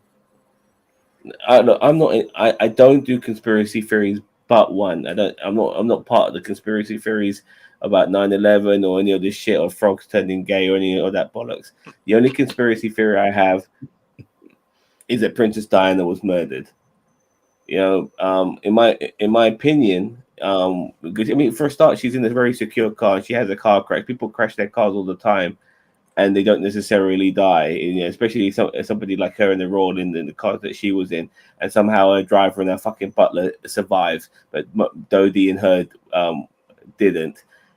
She was in a relationship with a man who is a Muslim and who's not white, and she was allegedly pregnant with his kid. That means the future king of England would have had a half brother who is Muslim and mixed race. You think the fucking blue blood royal family would want that shit? Of course fucking not. That's why they fucking killed her. That's in my opinion. Yeah, I mean, listen, I wouldn't put it past the fucking royal family to do shit like that. Yo, funeral friend, welcome. Yo, It's an interesting theory. Yeah. It's one I don't buy. I mean, the fact is, the driver and the butler were wearing seatbelts for one. That's one of the main reasons that they survived and Diana didn't. I mean, the driver was drunk and he was driving. Well, we don't 90 know if in they excess weren't of wearing 90 seatbelts because. Well, we do. We have the wreckage and we have the autopsy report. Yeah, but I know what you mean. But I mean, this is hence with the conspiracy. But Shredder's do you taking think the everybody royal to the family? day. Do you think the royal family would ever allow back then in the 90s? Would ever allow the king of England to have a half brother who's fucking mixed race and Muslim? No I fucking chance. Well, Hold on, here's the thing. No chance. I mean, they Here's make the an thing, issue with that- fucking Meghan Merkel for fuck's sake. You Yeah, know what I mean? Diana had been paid a lot of money to no longer even be associated with the royal family before that had even happened. So there was. Yeah, but she would always going. Yeah, but no, but regardless of her not being associated with the royal family, if the king would always have a fucking brother who's mixed race and Muslim, and that would be too much for them to bear, regardless of her disassociation. Well, they couldn't hide it under the rug like they could the two sisters that they had with not sisters, the cousins, was it? They had with that severe mental disabilities. But I mean, that's almost as crazy as my theory. I mean, not about like Princess Diana, but the moon landing. Like, but you know, I don't think it's out. And I'm not saying that this is true. I'm just saying but do you think it's outside the realm of possibility that the Americans were getting the crap beat out of them by the Soviets? So that America is like, we gotta really figure out how to get to the moon before them. well, here's the thing, and Shredder, I want you to take this one away. I believe all the moon landings are fake, and me and Shredder know exactly why. Shredder, You do? Yeah, of over 50 years of landing craft on the moon, and we have not yet made contact with the clangers. yeah, ridiculous, Oh, fair. Yeah. Yeah. ridiculous, yeah. But still, but that's kind of like it. Yeah, we love the song as well. But yeah, I mean, like, with the moon landing, it's like I would not put it outside the realm of the possibility that the U.S. would fake a moon landing just to beat the Russians. You know what I mean? But I'm pretty sure we have been there. And I mean, they're probably... petty enough, but no. Yeah, the I mean, like, landings that's what I'm saying. We're real. No, yeah. But I mean, everyone's like, you don't believe it? I said, no, but I could so see the U.S. just faking the moon landing just to beat America. Fuck yeah. Never put it past anyone to do anything. Although we know the moon landing actually happened, we're just saying, yeah, never put it past anyone. That's all. Yeah. But no, obviously it fucking happened, and incredible accomplishment. But I don't believe it because I haven't seen a clanger yet, and until we see a clanger or the packet smash people, then fuck you. The moon landing just did not bloody happen. I'm sorry. Unless they're hiding it from us, because India, for example, supposedly has a craft on the moon right now, and they detected large deposits of was it sulfur on the southern pole, which I think is more likely traces of carrot and coriander soup from the soup dragon. You know what? You're onto something there, but we better not talk about it more because it might shut us down, and we might end up in a dark room somewhere. And Vance is MI6 and the spot on. CIA Yes, might shut us down here. absolutely. Birds yeah, are and real. birds I are can show real. you some birds that are real. Yeah.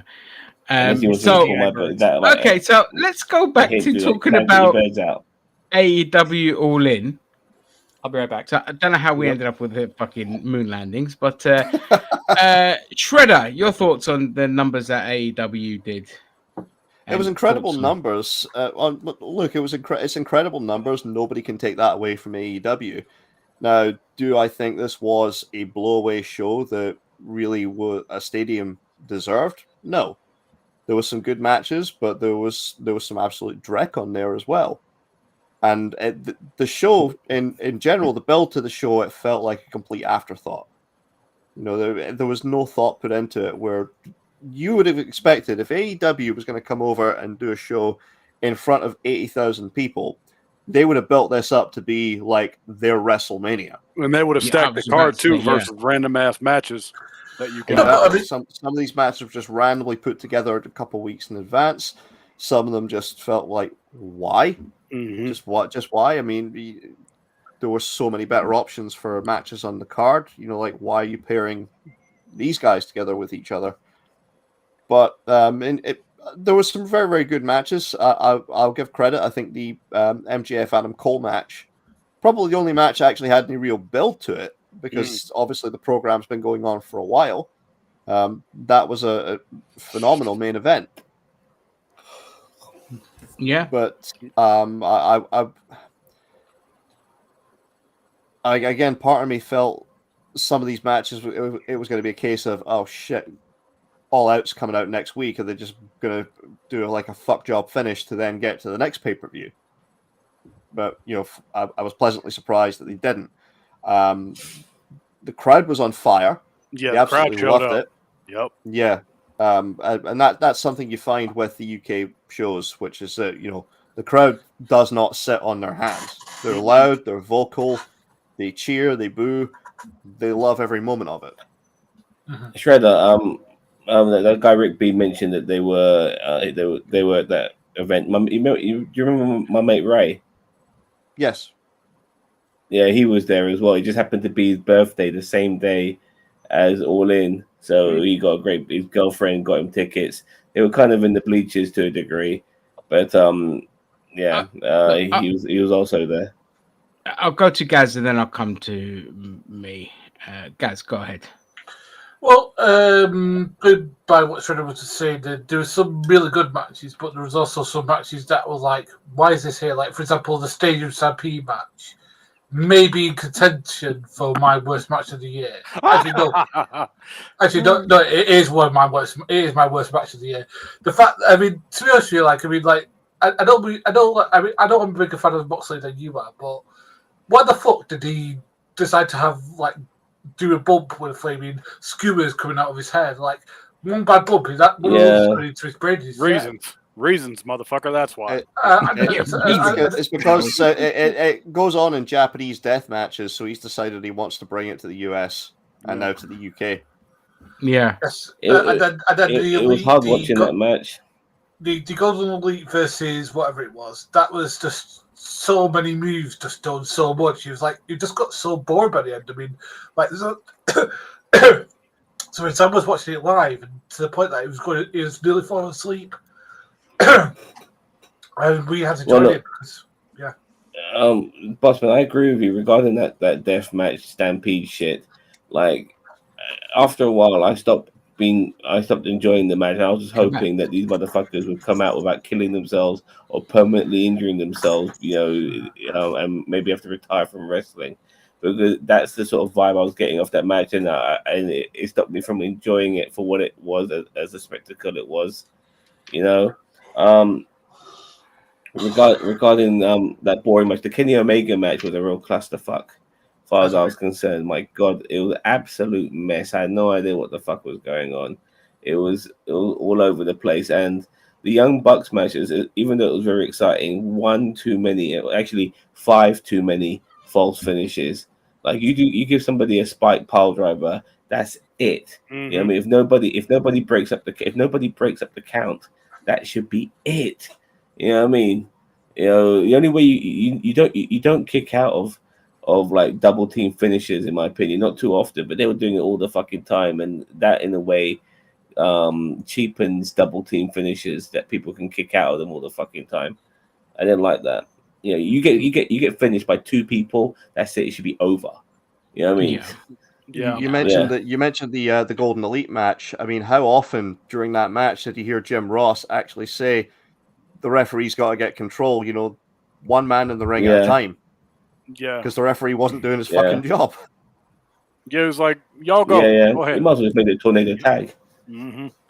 Yeah, but that's indicative of AEW. And how many times you hear Jim Ross just going, "What's going on? Why this isn't right?" And all he always drops in his little sly comments. And Yeah, Because JR's there just to get a paycheck. Everybody knows this. We've known this for years. JR, he's Yeah. just like, yo, I'm here to get paid, man.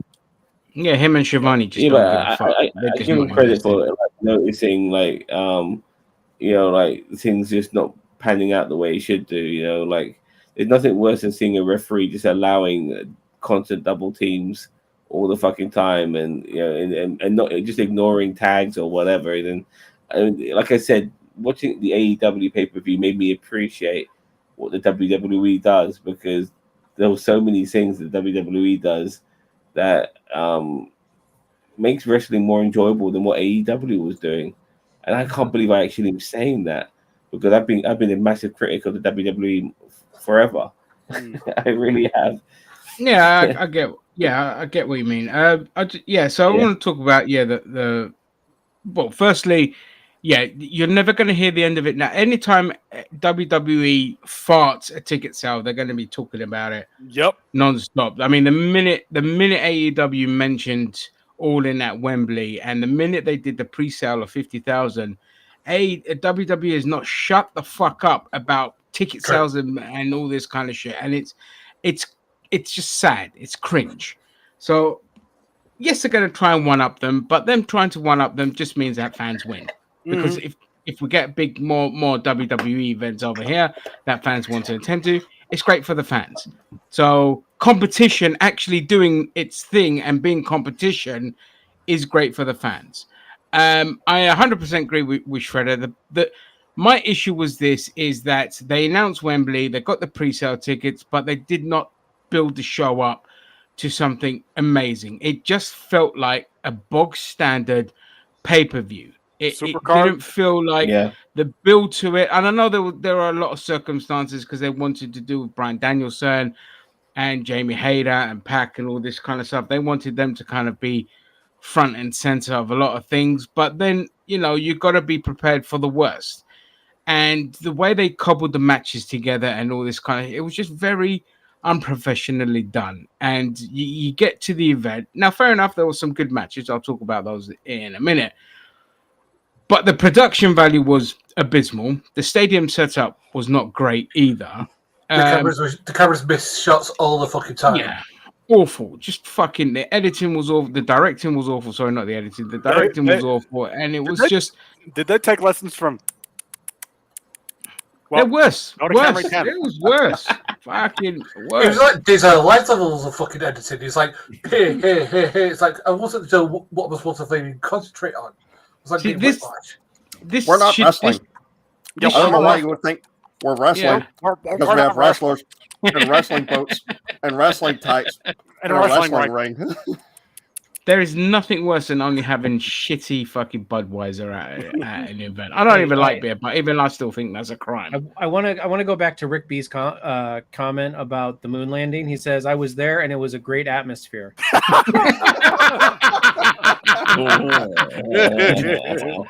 Okay, so before we on the actual matches themselves, the Stadium Stampede gets a massive thumbs up for me because it finally managed to say that we've got that and the Chainsaw Massacre match that were worse than Bray Wyatt's last match, so that gets to be nicely buried away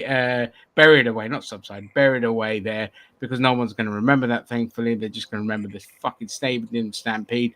That was a clusterfuck. I can't stand Jon Moxley. I think he's the most embarrassing thing to wrestling, because his fucking deathmatch fetish. He's 30 years too late. It's done. There's a reason why CZW isn't the elite package that it is, because nobody wants to see the kind of shit that Jon Moxley's into. And the people that do are just this brain dead idiots that still try to cling on to, you know, the yesteryear when your Terry Funks Wait, they're did Klingons? hardcore wrestling really, really well. Okay, and so I can't stand him, but I'm just grateful that he did this shitty match because yeah, it takes all the attention away from other worse matches. But fuck Claudio Castagnoli as well for relegating himself to taking part in this kind of dog shit. The guy is quite literally one of the best wrestlers in the world, and he's taking part in this kind of dog shit. That's fucking embarrassing. And as a wrestler, you got to be involved in all types of shit at some point in your life. It's there's like a limit, actors. I always thought you got to do everything: do an action, do a comedy, do a romance, do a drama. You know, what I mean, do a there's science limit, fiction, though, do a bit of there's everything. there's a limit. But There's I a mean, limit. Claudio's one of the best workers in the world. You've brought in Will Ospreay as an outside talent to face Chris Jericho. Why not bring in Zack Sabre Jr. and have a British rules style match at Wembley God. Stadium? That would have been good. That would have Claudio and been Zack. fucking incredible. Good lord, they want that. Yeah. Fuck that. But Yeah, but that's the thing only is as problem well, with Rigby, WWE. The prices are ridiculous. yeah, but I mean, I think as well, Rigby, like unless you get really good seats, I don't think watching in a stadium is very good either.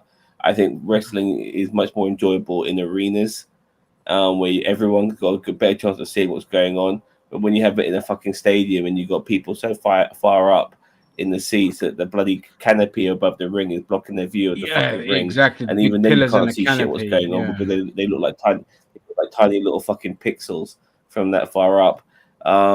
It's just not worth it. I think that's actually I wanted to talk to you, boss man. I know you wanted to go to All In next year, but unless we get really good expensive seats, I don't think it's fucking worth it. I don't want to be up in the fucking bleachers. Yeah, no. You know what I I mean? just want to go to this comment here. I haven't watched the pay-per-view. Rick, go and watch the pay-per-view. Like my perspective. Look, again, I'm just shitting on that, but I really enjoyed Will Ospreay, Chris Jericho. I couldn't believe what a good match that was. That that's a surprised really, me. really good match. Okay, the main Yeah, event was Jericho rolled back the great. years. Yeah, Joe versus Punk was great. Hook versus Perry, I really enjoyed as well. So, despite all the clusterfuck, The singles matches were good. Yeah. the single matches were really good. All the other stuff, no. I even went back and watched because my stream froze at the time, so I went back and watched FTR versus Young Bucks. Fucking hate the Young Bucks. They don't know wrestling. They're just good acrobats. That's it. And they've made a mockery of the super kick, and that's just unforgivable. So, despite everything, I enjoyed most of the pay-per-view, despite everything. But that being said, and again, you know, everyone's views are different. That's perfectly fine. That being said, we had the drama. The elephant After in the the room. Here we go. Finally. Oh. Yay. Jose, all yours, mate. All right. So CM Punk and Jack Perry apparently get into it, and Tony Khan refuses to put his big boy fucking pants on and discipline them and say, all right, motherfuckers, look, you don't have to like each other, but you better learn to get the fuck along. If you don't figure this shit the fuck out, I'm going to fire you. And why is this shit not happening? Apparently, I think Jack Perry is probably the only one suspended. CM Punk has not talked to Tony Khan directly. And that's about, I think, as far as I got as far as this goes. Punk has been suspended. His Okay, lawyer so he's was got contacted. Okay. Yeah, it was through his lawyer. My thing that's really starting to frustrate me now is, like with everything that happens, is the dirt sheets have really fucking muddied the waters with this whole incident. And there's 50,000 different reports coming out, like Punk lunged at fucking Tony Khan and yelled at him, and then fucking Punk was the one that started everything by squaring up to Perry and all this kind of shit, which I could kind of believe that after Perry said what he said in front of the camera, and Punk's just being a pathetic little man-child with the most fragile ego. I could see that happening. But, you know, again, we just got this shit overshadowed. Instead of just saying, you know what? I'm not going to say shit. I'm not going to react to shit. I'm going to be the bigger person. And then I'll punch your lights out when we get back to America. People just couldn't let it go on either side. Whoever instigated it, nobody could shut the fuck up and just work for the Khan and do the fucking show and be that. Because you know how people are going to react. The minute they sniff a little bit of drama, that's it. Game over. Everything's overshadowed. Everything's fucking forgotten about. And we end up back here. Now, From this point on, I'm just saying, you know what? Just fire Punk. Somebody fire has to him. go. Somebody's got to go. At this Fire him. point, He's yeah. not worth it. Even if he's not the instigator, he's just not worth having around. Well, I mean, he's worth it for the merch sales and all this kind of shit. So, you know, I'm not the businessman here. I'm just saying, instead of you want wrestling to do its job, you're having drama overshadow everything. Even Collision, which is a fantastic show, keeps getting overshadowed with the fact that Punk is banning people from taking part in that show for reasons. Yeah, but he's So, actually making yeah. sure that the show, actually makes sense. It's not full of, deathmatch bullshit. And that was one of the big reasons for the whole incident with him and Jack Perry, because Jack Perry wanted to do a spot where he got his head put through real glass on AEW Collision. He got told, no, that's a stupid idea. Not just by Punk, Tony Schiavone even voiced his opinion on that.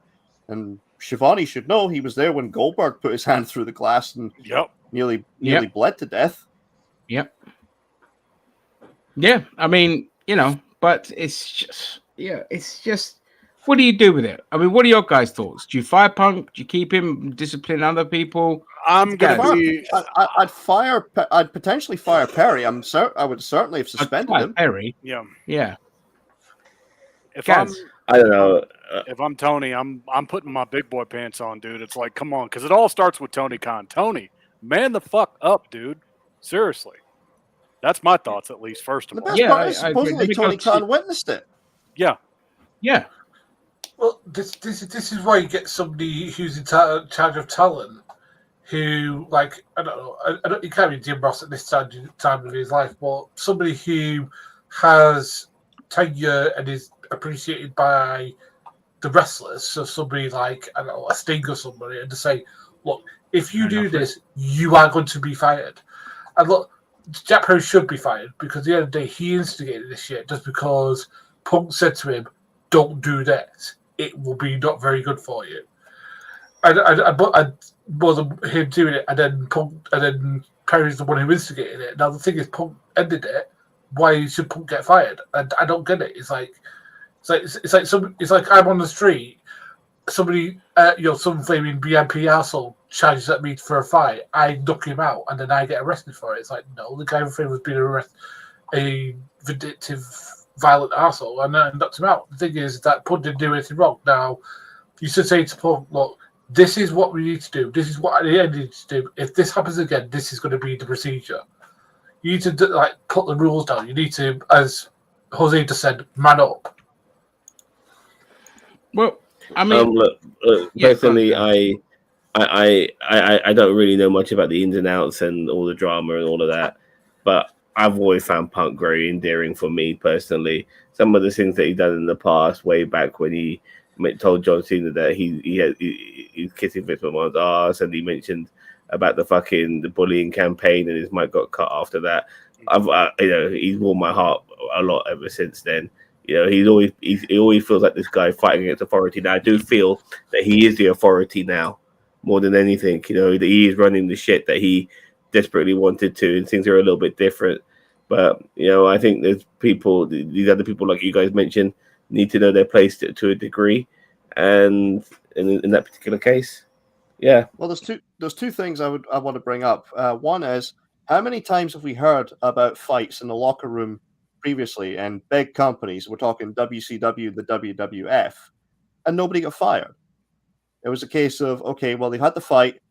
It's now going to get settled, maybe with Vince McMahon or maybe with Jim Ross present for it, but it's going to get settled. Wouldn't Vince just put them in the ring and start a whole rivalry and make a whole angle with it? Well, that's what I was actually going to say was, I mean, Tony Khan, and I mean, I know I'm not the authority on wrestling here, but I've seen enough of it to know, but it's like, Tony Khan's trying to be everybody's friend here. He's trying to be a friend to Punk. He's trying to be a friend to all these. You know who he is? He's Eric Bischoff, because Eric Bischoff used to do this same shit. Because Cheeto, you're the WCW guy. You knew that Bischoff was palling around with the boys. You cannot be doing that shit. Yeah, so he's afraid to make Punk mad. He's afraid to make the Bucks mad. They're all my buddies. They're all my friends. We're all friends here. It's like, the one thing I'll give Vince McMahon is that he's a narcissistic, sociopathic asshole, and he can take care of business when he needs to. So Yeah, I just okay, think that I'll Tony take Khan that is back just- then. Yeah, Punk shouldn't be fired, and they should really just fucking get serious with this whole situation. Then, it's fair points. Shredder. Well, Sorry, not only that, my second point was there is a certain hierarchy in wrestling that's there for a reason. Jack Perry is a mid-carder. He's there's no way he's ever going to be a main event player because He's No. expendable for all intents and purposes. he's expendable. Yeah. But again, you look in the history of wrestling. When ever would a mid-carder or job guy have been able to make a remark blatantly disrespecting one of your main event stars and not either been suspended, fired, or got his mouth punched, when he walked back through the curtain? Could you imagine Yeah, if somebody had... that's a good point. Could you imagine Yeah. if somebody had taken, shots on TV or on pay-per-view about Hulk Hogan when he's due to come out and be one of your big marquee matches? Yeah, The guy would have been fired. Yeah. Same thing if you had tried Shawn Michaels in 96, 97. yeah, absolutely. Any era. Yeah. If you were Yeah. if you were that low on the card, if you were in the same position that Jack Perry is on the AEW roster, and you were taking pot shots at one of the main event stars, you'd be fucking gone. give me kind of like a comparison in like the 90s, 2000s. Like where on the card is he? Like what? Like I don't know Jack Perry. He's like X-Pac. Yeah, he's Like lower tier, Xbox seems quite high. but lower tier championship level. So X-Pac? Like wait, before DX or after DX? I mean, Before. oh god, like the 1, 2, 3 before. kid? 1, 2, 3 kid, yeah. 1, 2, 3 kids. Like first match No, on he's the, lower than that. basically Once Jack the kid Perry. made him entered. Is he like Jack- Juventud Guerrera? Like I mean, Jack Perry is basically first match on the card. That's your guy. That's how his role is. Think of him as a what's his name? Disco Fever Disco guy. Inferno. Oh, Disco Disco Inferno. Yep. Think of him as Disco Inferno coming in and shitting on Goldberg. yeah, Yeah. No, you don't do No, that. no. No, I don't want to mention this good, but I just had I didn't know if Perry was like an he's upper created cult mid-card or- status. Yeah, but Disco Inferno, Maybe. I'm talking like he's at the time when he's a fucking nobody in the lower mid card. Yeah, fair It'd be enough. like him coming out and just shitting on their champion just before they're about to come out Yeah. and do a match. I was thinking you know. more like a Sean Stasiak. Damn. All right. Yeah. Wow. All right. Jackson like a third rung tier championship thing with Hook. So yeah, European championship level. European Championship. Yeah, okay, I'll give you that. Yeah, European TV Championship title. Yeah, level. TV yeah, title. that's Got it. Yeah. TV title. Yep. Yeah. Hey Jim, welcome to the stream, buddy. You can't fire Luke Perry's son. He has that name that saved him. Yeah, fucking trust fund kid with an attitude. Well, color me Wait, he's a shocked. Power Ranger? Yeah, he's a Power Ranger. Yeah, yeah. So that's fair. I would definitely bury the fuck out of Jack Perry if I'm not gonna fire him. I'm burying him. Dude, I would Uh, put him because in, he I would seems put him to in the be- Job Squad 2.0. Yeah, Yeah. I mean, if we take the incident away, the way he reacted to people, adults telling him, "No, we don't want you to sever your arteries." The way he reacted to that tells you everything you need to know about Jack Perry. So, with that regard, it's different if you say, "Hey, I hate the way I'm being booked. I want to do something. I want to be booked better. This is ridiculous." Blah blah blah. But the fact that you react like a petulant child when people are telling you, "Hey, if you set your cock on fire, you're gonna lose your cock." Yep. So that tells you everything you need to know, and with that, he needs to be punished accordingly. If Yeah. they fire him, nobody's gonna miss him. They could bring him to WWF for 5 minutes of oh, but he'll just get fucking lost in the shuffle because he can't cut a promo for shit. And his style of wrestling just 205 live at best at WWE, and I hate saying that 205 because, Live 205 Live done been dead, but I get your point. yeah, Uh, but, and and I think he's a good wrestler. I like Jack Perry. Like he's him and like Phoenix when they go at it, they really entertain me. But You know Just what he saying. reminds me of? He reminds me of Randy Orton when Randy first was young and he thought he was hot shit. That's what his attitude kind of reminds me of. is when Randy was young and he thought he knew better than everybody else, and then it took him years to figure it the fuck out. I think that's going to be the path that Jungle Jack ends up going down, or whatever the fuck his name is. Yeah. Shredder. And here's the thing, right? The FTW match itself between Jack Perry and Hook, okay? Obviously, they were going to come out, they were going to do spots in the car. I thought, yeah, okay, Perry's maybe going to get slammed on the hood or something like that. Who the fuck okayed him being slammed on glass and bleeding on the goddamn pre-show when you've got not just, obviously, Punk and Joe, where Punk did that blade job, but you've got the Stadium Stampede match, which is all about blood. Yeah. Yeah. But I love the fact that he was crying about the glassing and just a simple slam and he's fucking severed his bicep. And I think parts of his back. And you're like, you wanted to put, because apparently he wanted to put his fucking head through a glass. Real glass. Yeah, good job, dude. Let's see how that works. Yeah, well done. Yeah. Right. That's what we'll work. That's the level of genius we're fucking working with. No. Reprimand the son of a bitch. But Tony Khan as a boss is just a complete fucking failure. You know, this is because this is his toy, and that's what this is. This is his toy. He's the fan we all want to be, to own a wrestling company and get all the fucking toys. And because of that, he can't be taken serious as a fucking boss. Like, and I could put together dream matches that I could put together like Bryan Danielson versus Okada, and it's gonna get 5 stars from Dave Meltzer. Yeah, and that's basically what it is. And because of that, it's just not acting like a fucking boss. And then the day, if you show ruthlessness, then you can get a better product out of these people and start fucking reining it in, because there are so many egos that are just out of control, and there's nobody just saying, all right, enough of this fucking shit. Because instead you've got your little cliques everywhere that are just, you know, adding fuel to the fire. These cliques are always going to be in wrestling, but you wouldn't get this kind of shit that you get here, like the Elite causing one set of drama, fucking Friends of the Elite causing one set of drama, Punk causing one set of drama. It's just, it needs to be reined in, and it needs to, you know, man the fuck up, as you guys say. Yes, go on. I have a question, and Shredder and D Jose probably know the answer. That was a blade job, dude. Would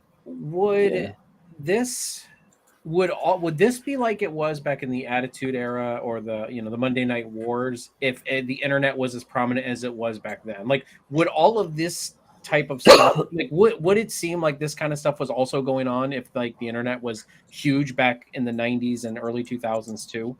Like, was there this much drama, or is this just like an exceptional amount of drama? I think this is too much, because it reminds me of like WCW, like toward the latter NWO days, when you had like you had like 3 different NWOs or whatever the fuck, and you had the inmates running the asylum. That's kind of what I would equate this to. And I'm like, I don't like it. I don't like where this is going. Dude. So, He didn't vote for WCW. What? Either. So yeah. Yeah. You know, social media to a sense, but you had like, sorry, let me just quickly get my thought out. You had like not social media, but you had like interactions with wrestlers all the way back to WrestleMania 12. I remember that, because you could then after Warrior squashed Hunter Hearst Helmsley, you were able then to chat to Ultimate Warrior on the computer if you had an opportunity to, and I was desperate to fucking do so, and I couldn't. You know what I mean, with my fucking wireless connection, with my dial-up connection back then. You know what I mean? Zam wanted to talk to the Ultimate Warrior. He really relates a lot with the Ultimate Warrior. Same. I was a mark. I was such a mark for that fucker. Zam hates gay people and cripples too. Shredder, you wanted to say something. What I was going to say is that even before social media, you did get news of drama, obviously from the dirt sheets, things like the Pro Wrestling Torch, and even Dave Meltzer used to report on a lot of the stuff, and some of the stuff that they got was true because it was leaked from inside sources. So things like Scott Steiner beating the shit legitimately out of Diamond Dallas Page, that made it out into the dirt sheets back in the day.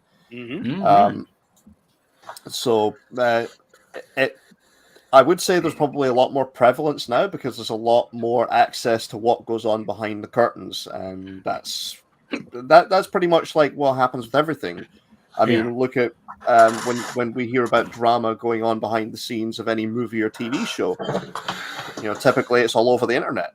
Yeah, within minutes. Within minutes. Well, that's what I was wondering. If if the internet was as prevalent back then as it is now, would it seem like the drama back then would be just as bad as today? But it seems like the drama today is worse. But is that only because the internet's what it is? I think it's because the internet. Because the internet, obviously, there's more access to the information, and there's also a lot more outlets for people to get the information out. Whereas, again, back in the day, largely, if information was going to get leaked out, it was going to go to something like Pro Wrestling Torch or the Wrestling Observer, or some other media outlet. Yeah, and not to mention, too, WWE and AEW and all this shit, they've openly said, like, kayfabe is dead, and that was one of the worst things that ever happened to the business was when, like, they just outright openly admitted it. They're like, yeah, you know what? Fuck it. Here it is. And now everybody has the need to know everything. So, yeah, it's definitely the internet has a big part to play in it. More so. I'll see you guys later. All right, Sammy. But what I was also going to say was that back in the day, at the very least, if there was an incident in the locker room, it got dealt with. Yeah. The agents involved would deal with it, or talent relations would deal with it, or Vince McMahon would step in and deal with it. We're not seeing that anymore. Now, a lot of the drama, mostly that you're hearing about these days, is coming from the AEW locker room. And they don't have somebody in that position like a Jim Ross who could step in and exert the authority of the boss and say, look, okay, well, either this gets dealt with or one of you's getting fired. Yeah, and I think that should be like that. This is where level-headed people like Bryan Danielson should be stepping in to kind of be. Just going to ask who you guys would put in that place in modern Danielson. I would put Bryan Danielson in that role. It's Danielson because if AEW Christian Cage. Yeah, if AEW retained William Regal, he'd be my first fucking choice above everybody else. But Danielson and Christian are going to be my locker room leaders. Like, all right, guys, we got to rally together. We got to stop falling apart. I don't care about this he said bullshit. Put your big boy pants on. You don't have to like each other, but you better learn to get along professionally. And here's the way it is. It's like Gaz said, if you guys can't follow these rules, then it's going to be grounds for termination, period. And that's what needs to happen. Yeah, I mean, what AEW needs is a Rockaloon Godfather. So, like, for years in WWE, it was The Undertaker.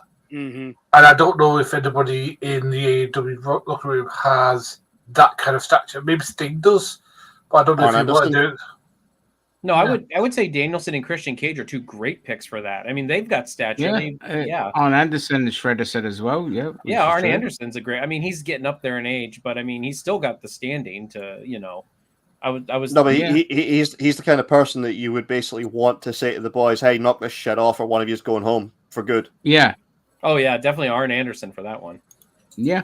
I'm pretty sure one day I was mouthing off to my mom, and he kicked in the door and he said, "Hey, you cut that out, or you're going home." So yeah, they because at the end of the day, if they don't do that, it's just going to all implode. And I'm seeing a lot of serious like that doesn't work for me, brother vibes going on, and they need to fix that shit. Yeah, they need to fix it. Otherwise, they're just in deep shit. So yeah, I've got nothing else to talk about in terms of film and TV. I don't know if anyone else has anything they want to talk about. Hey, since you guys are talking about Rigby, Arn Anderson as his block. Yeah, guys. I've got a couple of things. First of all, RIP CITV. Apparently, it closed up shop today after 40 years. So that was like a big thing for my childhood. So like Nightmare and Flaming, all that shit. Like Molten Mouth. Great. Yeah. They had the better Saturday morning kids shows. I know they kept changing them over because the ratings weren't as high as Live and Kicking, but I fucking hated Live and Kicking. I just found it boring as shit. I preferred whatever the hell they had on that on CITV. Funhouse, legendary. The Funhouse. Yeah, there you go. Wacky through. Yeah. Okay. And the second thing I want to talk about is I don't know if we're going to put this in TV, but I talked about the guys before. Apparently, Adam Blampied is. Oh yeah, fucking no, and it's written there. Yeah, I don't know if you and Shredder want to talk Adam Blumpy if No. you want. Yes, so the guy was on What Culture, then he was supposed to be on Fine. Cultaholic, and then he got well, he exposed himself for basically being a little bit predatory when it came to females and cheating on his partner because he had a sex addiction. Now, I was willing to give this guy a second chance because he was there going, "Oh, I've changed, I've done this, that, and the other, and I've tried to get help with sex addiction." And anybody who's been through any sort of addiction knows it ain't fun going through an addiction. So I was willing to give him a second chance for that, but then apparently he's done it again to somebody called Nali Kali, who I personally don't know, never heard of, don't know what she looks like. Apparently she alleged on Twitter or X or what we call it these days that apparently he'd been a little bit untoward towards her. I don't know the actual details because she didn't really get that many, but she just said he was a bit like that towards her apparently. Shredder? Right. Well, yeah, Blompier back in the day, before Cultaholic was actually due to launch, he was in the initial promos for it because he was one of the main draws from What Culture especially when it came to pro wrestling. Yep. He was exposed where a bunch of messages he was sending to women. He was using his celebrity status, and you make all the jokes you want about him being an internet celebrity and all that. But he was using his internet celebrity status, and he was also saying that his partner at the time was fine with him being in an open relationship. But he was exposed. He did an apology video where he shaved his head. I presume the next apology video now that it's come out that he's been suspended from Wrestle Talk. He's been yes. So there was Wrestle Talk, Parts Fun Known. And it's all the same umbrella. What the hell? No bad. No bad. Yeah, thank you. But yeah, he's been suspended from all three of them. I'm expecting he's going to come back with yet another apology video. But this time, not just with his head shaven, but he'll have a ukulele. Yeah, I was going to say, is he going to play the ukulele? It won't be an apology. For a pick, he'll be using a screwdriver from Linus Tech Tips. I used to write for What Culture, but wasn't sexually harassed by him. Well, Rick, you need bigger tits, mate. What can I say? So, yeah, supposedly he's been sexually harassed. Now, at the time when he came out and he was doing his apology tour, I wasn't buying it for the simple reason that he tried to deflect a lot of the blame for it and said, like, "Oh, guys, we've had a good run. It's all over." I'm sorry I got caught. Yeah. I'm sorry I got caught, but really, this is what all men do. It's like, well, no, we don't all fucking do it. We don't. Creep. Yeah. We don't all do it, you fucking creep. Yeah. Hey, look. I mean, I remember vividly because I was a huge. I wasn't a huge What Culture fan. I was a big fan of Ross, Adam, and Adam. Yep. Okay, and to a small extent, Jack the Jobber, but mainly those three. And so obviously, I was there for the ride when they left What Culture and all this kind of stuff. And then I remember the whole thing coming out with Adam Blumpy. And at the time, I was just like, all right, sleazy prick. Shit happens. In the grand scheme of things, this is very benign. I wouldn't call it grounds for leaving. Given, it's just basically texting Buzz, hey, show me your tits or whatever, fucking in the grand scheme of things, it's rather benign. But then you see this happen after all the shit that he went through last time and all the victimhood that he endured and that he was suicidal and all this kind of shit. And he goes and does it again. And now it's more of a question of, okay, well, now we're at the point of, let's see how many fucking skeletons come out of the closet. How many more complaints are going to come out about him? How have Wrestle Talk actually handled this whole situation? I don't watch Wrestle Talk anymore. I tried, but none of them are likable. So I just couldn't. And I thought, oh, with Adam coming back, I'll give it a try. I just couldn't because they're just not, I don't like the fucking hosts. So I expected Blompier's name to come up when the whole speaking out thing happened, because if you remember that Alex Shane from Wrestle Talk was named as well. Yeah. Was he? Yeah. Alex Shane got named because obviously Alex Shane worked the independent circuit as well as a pro wrestler.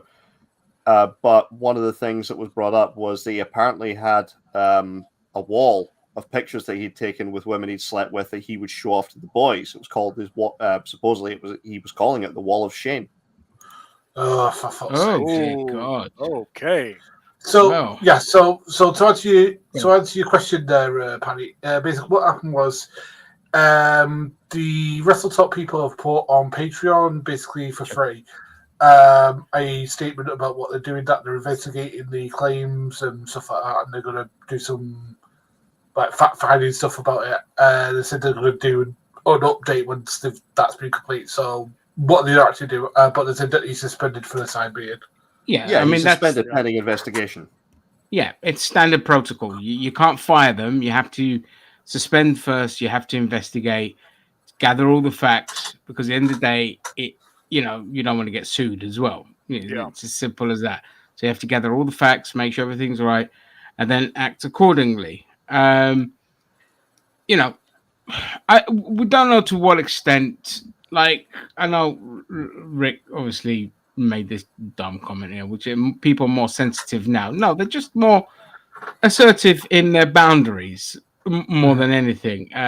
He might have just come on to her and she took offense. We don't know the full facts yet. What the fuck? I mean, well, I mean, there's obviously multiple different attitudes. Well, no, I was going to say there's multiple different attitudes towards the kind of to women when they make allegations of inappropriate behavior. I mean, look at what's going on right now with the Spanish women's football team. Yeah. And all the people who are trying to say that Rubiales, he did nothing wrong when he kissed Jenny Hermoso without her consent. Yeah, and people would look at that and be like, "Oh, it's been blown out of proportion," all this kind of stuff. And I wouldn't be surprised if Carly, it would have initially just been like, "No thanks," and then he just carried on doing what he did. Again, we don't know the full facts yet. It could be blown out of proportion. It could not be. But knowing Adam's history, it probably could have been bombarding her with text, trying to fucking just campaign of harassment or whatever. We don't know. But a behavior follows a pattern, and it rarely changes. So it's more just look.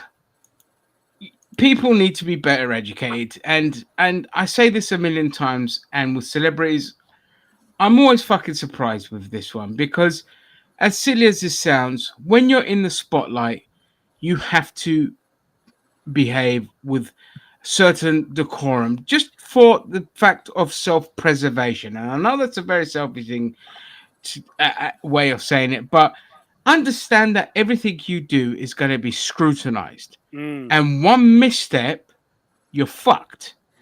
Okay, and so even if you lack humanity as a person, use at least logic to say, hey, if I harass this person, the consequences are I'm gonna, this and this can happen. But they don't, because everything, whatever going on in their head overrides any kind of logic, and the ego gets in the way where they think they can just get away with it because they've been able to do it a million times before. But it just takes out one person. All it takes is one incident, and your whole career could be over. Yep. Well, I mean, because the guy has said that he's got sex addiction now. The thing is that unless he's been like really keeping up with because again, I know about other type of addiction, sex addiction, not so much.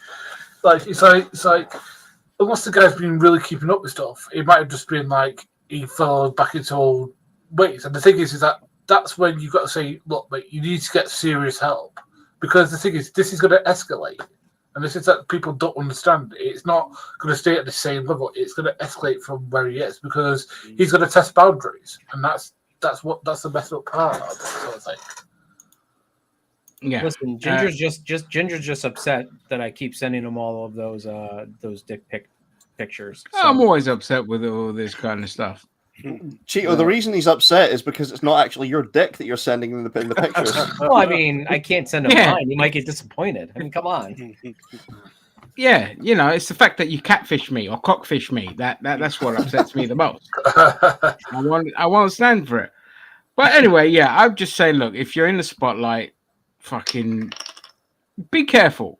Yeah, watch your You know. ass for real. Like, be Listen, be- even if you're be fucking remotely careful. near Spotlight, you got to be careful because they'll dig up. Like, look at James Gunn. Like, they digged up stuff so far in his past. I'm sure it was like stuff that was on his diapers, on from his Twitter. Yeah, they will dig up everything on you, and But if they dig up stuff on me, it's going to be fucking hilarious because they'll be like, oh well, okay, just that's a deep-seated hatred for America. But I'll say credit to James Gunn. He took it on the chin, and he actually did show that he'd completely changed his ways. He didn't ascribe to the positions that people were were ascribing to him based on some of his old tweets. Well, yeah, you're supposed to grow as a person. That's what a lot of people don't understand on both sides of the political spectrum. People fucking change. Well, they're supposed to change. There's a difference between posting something like 10 years ago versus 6 months ago. You know what I mean? Like, I titled one of my old videos that was from, and I went back and I changed it when I realized it, but I titled one of my old videos, was a WWE video I did way back in the day, and it was WWE's gayest promo ever. And I went back and I'm like, it's the one with David Otunga and the TLC, and he's like, didn't age well, yeah. And I'm looking at that, and I just happened to be in my old account, and I just was going through some memories. I'm like, oh, that's really bad. So but if that were looked upon today, and I'm ashamed of myself for doing that, because again, back then I was stupid, and it was the thing. But it's like I wouldn't do that today. I wouldn't even remotely do that probably even 5 years ago. Yeah. Right. Rick B, right. The thing is, that kiss hasn't been blown out of proportion. She said it was non-consensual. That's the end of the conversation. Sorry. Oh, well, right. Well, here's the thing that Rick B's referring to, and this really fucking pissed me off. There is a video of Jenny Hermoso on the team bus after the World Cup win, and she's actually laughing about the kiss that happened and some of the memes that had been created about it as well. She's, actually joking about it to her teammates. Now, the thing is, right, the way I look at it is, try to imagine, say, for example, a works night out, a Christmas party. Mm-hmm. Someone's on the, woman's up on the dance floor. The boss has had a few too many drinks. He gets up. He gets up, joins in, and starts getting a bit handsy with, the woman on the dance floor. She goes back to the table afterwards. She's maybe joking about it. Well, they're cracking jokes about it, saying, how wasted he was, and she maybe makes a comment about, oh yeah, he was probably so drunk he couldn't even get it up. It doesn't change the fact that she was still groped. She could be, then it, and she's perfectly entitled after the events of that. Once she's out of the immediate aftermath of that, she's perfectly entitled to say, "Hey, I'm not fucking comfortable." The fact you did what you did, shoved you put your hand up my thigh or whatever. Mm-hmm. So Jenny Hermoso, in the immediate aftermath, she might be cracking jokes to her teammates. They've just celebrated the biggest win of their lives, of the World Cup final. It's what she expected to on the team bus. Stand up and declare, look, that kiss was non-consensual. I felt uncomfortable by it. Yeah. I mean, she's perfectly entitled to say days later, days later, she's perfectly entitled to say, no, the kiss was non-consensual, and I was, incredibly uncomfortable with it. Yeah, and it comes from a guy who has a history of siphoning funds to fund orgies as well. So you're not exactly dealing with a fucking a reputable person who has a history of this kind of sordid shit. We're not allowed to fund. You can get whipped up in the whole situation, but eventually it could dawn on you that, hang on a second, no, I didn't like that. It just happens. Cheeto, what kind of orgies have you been funding with the occasional $2 super chat from Vance? I mean, they're normally the one-legged kind, but I mean. But the thing is, Rick B, look, if he'd have done that to a bloke, there would have been an uproar by everyone. Because he did it to a woman, everyone's like, oh, he's just blown out of proportion. And it's not just that; it's the Spanish FA's reaction to it is what's worse. In that they try to blame the victim rather than the perpetrator, and they're threatening to sue them. Hey, Rick, look, we all like orgies. You know what I mean? Right, never had one, but the fantasy's all there. just with regard to Adam Blompier, though, I would like to take this opportunity to point out that, well, to make an announcement actually, that officially on NerdTube, I will be stealing the format of how I would have booked, those wanky little videos that Blompier used to do for What Culture. Yep. So my first one is going to be how I would have booked Adam Blompier's second downfall. Love it. Lot of Yeah, books close each other in sporting events. Biscuits. What the So fuck? any format you want, brother. Right. Rick, the thing is that this was literally one of the biggest things of her career. Why do you think she'd want to ruin it by letting that she didn't consent to kiss and causing this ruckus? That's something that I can't. That's something that can't be make sense to me. Well, yeah, right. Okay, sorry. Great orgy club in North London. Yeah, well, that's that's what Sam's happened. flat. Yeah, that's Sam's flat. Yeah, you can hold an entire orgy in Spurs' trophy cabinet. To be perfectly honest, it's so fucking empty. But I digress. They actually bother with a trophy cabinet. Huh? Well, they actually bother with a trophy cabinet. Mate, I don't know why they fucking bother. I just add more toilets for trans people instead. Better use of space. Right, moving on. I'm going to talk gaming. So anyone who's not interested in that, up to you lot. If anyone is, stick around, baby. So obviously Starfield is out, and I've been watching a couple of streams, and yeah, my thoughts exactly, Gary. You watch enough gaming to understand what the fuck is going on, and Jesus Christ, is that game boring? It's if you know a Bethesda game, it's a Bethesda game. It's going to be already the most overrated game of the year. I'm already seeing it like 95, 100, 98. I'm like, these are paid reviews. Don't trust those. I said this a few days ago. Now, the reason I bring up the game is not because I could sit here and shit on Bethesda all day long. But look, let's face it. I'm not a fan of theirs. I'm not a fan of their games. So it's not really fair doing that. I want to talk about people's reactions to people giving honest opinions that didn't exactly confirm the biases that people had who are fans of Bethesda and such. And we are we've come to a point now where you just cannot have an honest opinion because you can't have a logical discussion with people that are supposed to be adults. Now, GameSpot, for one of the rare times that they did it, gave their honest opinion on the game and said, look, it's only a 7 out of 10. It's okay. It's just Bethesda. If you know Bethesda, it's Bethesda. It's nothing special. It's nothing new.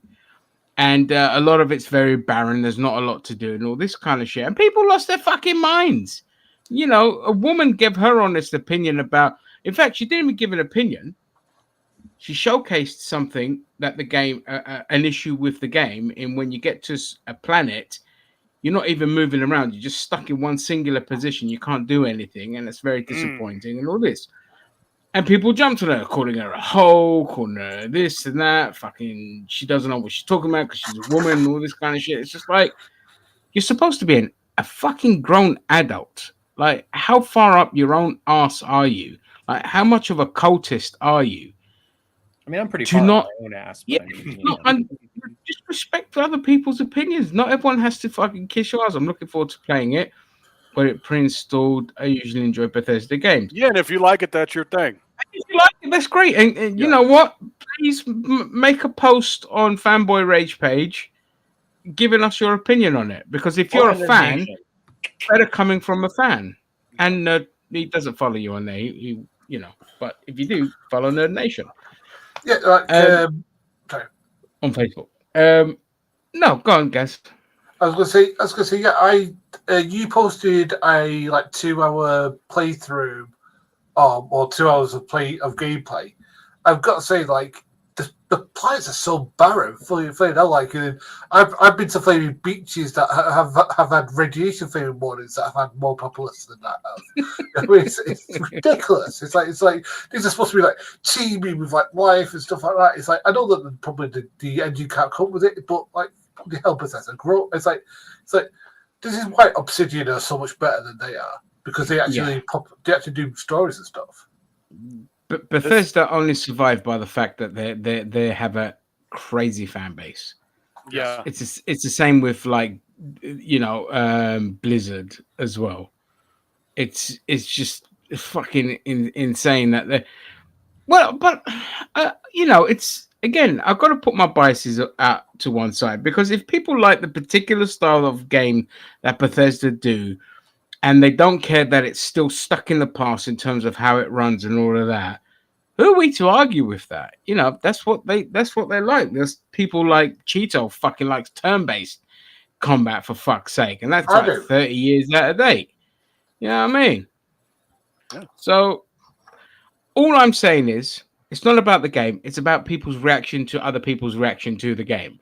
That Let other people have their opinions. yeah, let them have their opinion, and you could just simply say, I haven't played the game, I disagree. Don't call them a hoe just because they said something you don't like. And Yeah. I mean, I call you a hoe all the time, Ginger. yeah, well, I get off on it. There's a difference, you know. There's a fundamental I mean, difference. We saw this a couple years ago with all the people who were reacting to any kind of criticism of Cyberpunk. Quite Yeah, I publicly. remember that. Yeah. Like, Yeah. So we're surprised that this is still going on today for another game. Yeah. No, it's not never surprising surprised. at all. No, we're never surprised. It's just like you know, at some point you think, so maybe people will learn, but no, of course not. No. But I just wanted to bring it up because you know, again, it's just humans being fucking idiots. You know, if somebody turned around and said to me, "Hey, I don't like Jedi Knights, Jedi Outcast," I'm like, okay, Yeah. that's All right, fine. That's fine. You know, Exactly but right. you can only have that opinion if you've played it on PC because I know the console version sucked. Yes, it did. But you know, again, I don't care. You know what I mean? It's fine. Just be an adult about it. Speaking of dickheads, I'm Sony, here. What? Yeah. we This is what we need to be angry about, if anything. yeah, we now here's where gamers should be actually genuinely angry. Now we did a video about this earlier in the week, but Sony are jacking up all the prices to their subscription models. PlayStation Plus, you know, your annual fee to have access to online gaming that is somehow paywalled, and I blame Microsoft for that. But it's going up $20 in the States, so from $60 to $80, and in the UK from £50 to £60 a year, and that's just for the essential. All the other stuff I can't remember, but I know they've jacked I it can up tell to you. like $40. Oh, So, go for it, Jose. For extra, it was $100 a year. Now they added on $35, and then for the premium, which is you get everything, it's going from $120 to $160. So yeah, and okay, I understand that prices will go up. It's inevitable. But what they should have done was they should have said, okay, we'll do like a $5 increase, like a $5 increase every like 4 or 5 years. That's not so bad because it balances out. But this here, this is fucking price gouging that Sony's doing for the basic tier. And that's what's got so many people pissed, and rightfully so. Yeah, but the sad part is people are still gonna pay Mhm. it because they want to go online and play with their fucking friends. It's simple as that. They might, you know, and the whole point. What pissed me off with this is like, if you're trying to make the future of your gaming a subscription-based model, just like with streaming and all this kind of shit, and you fall short of expected numbers, this is always going to be the reaction. The reaction isn't going to be that, hey, maybe if we make it cheaper, we might get more subscribers. The reaction is, we need to guarantee, you know, a percentage points of profits, blah, blah, blah. So we're just going to jack up the prices. And this is what happens. You set yourself an unrealistic goal. You think that subscription-based model is going to have infinite growth. And then every fucking time these corporations act like surprised when it doesn't happen. Yeah. And you just start jacking up the prices to make up for the losses. Yeah, like And the most prevalent thing I could think of was like the WWE Network. Like when that first came out, I thought it was fucking awesome. And then it turned out here in the US, it peaked at like 2 million and Vince got pissed. And it's like, well, dude, what can you say? What did he expect? And it's Yeah. a shame Mhm. because the WWE Network is one of the best streaming platforms I've ever used ever. Yeah. The way like each individual match you can skip to and just skip to the finish and all this, it was so great. Mhm. But that's the problem. He peaked at 2 million subscribers. I think it was 2 million worldwide. It wasn't just Yeah. in the States. It was 2 million, and there was no growth. So he obviously, he wasn't happy about that. But it's like, what did you fucking expect? You got rid of your pay-per-views. You put all your PLEs. You turned it to PLEs and put it on the streaming platforms.